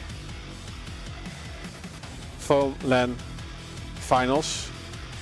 Everyone is already a bit packing up. I hope I can play some games myself. But it was fun to be around. This is the end. Thank you, SAPPHIRE, for sponsoring this. Of course, Frag-o-Matic LAN for organizing this tournament. The players who played was really fun to see. Also, just people who just started Quake for the first time, jumping into the competition. Like, and of course all the players for the entertainment. It was a great final in the end. And yeah, there is of course a next LAN announced. I don't know if there's going to be Quake Champions again. I hope it is. Because yeah, in my book it was a success. So I hope they feel the same, and we'll get more Quake Champions in Belgium. And yeah, if you are in the area next time, you can play Quake Champions on LAN in Belgium. Yeah, so for me it's bye bye, and hope to see you on our next stream. Have a great rest of your weekend, everyone. Bye bye.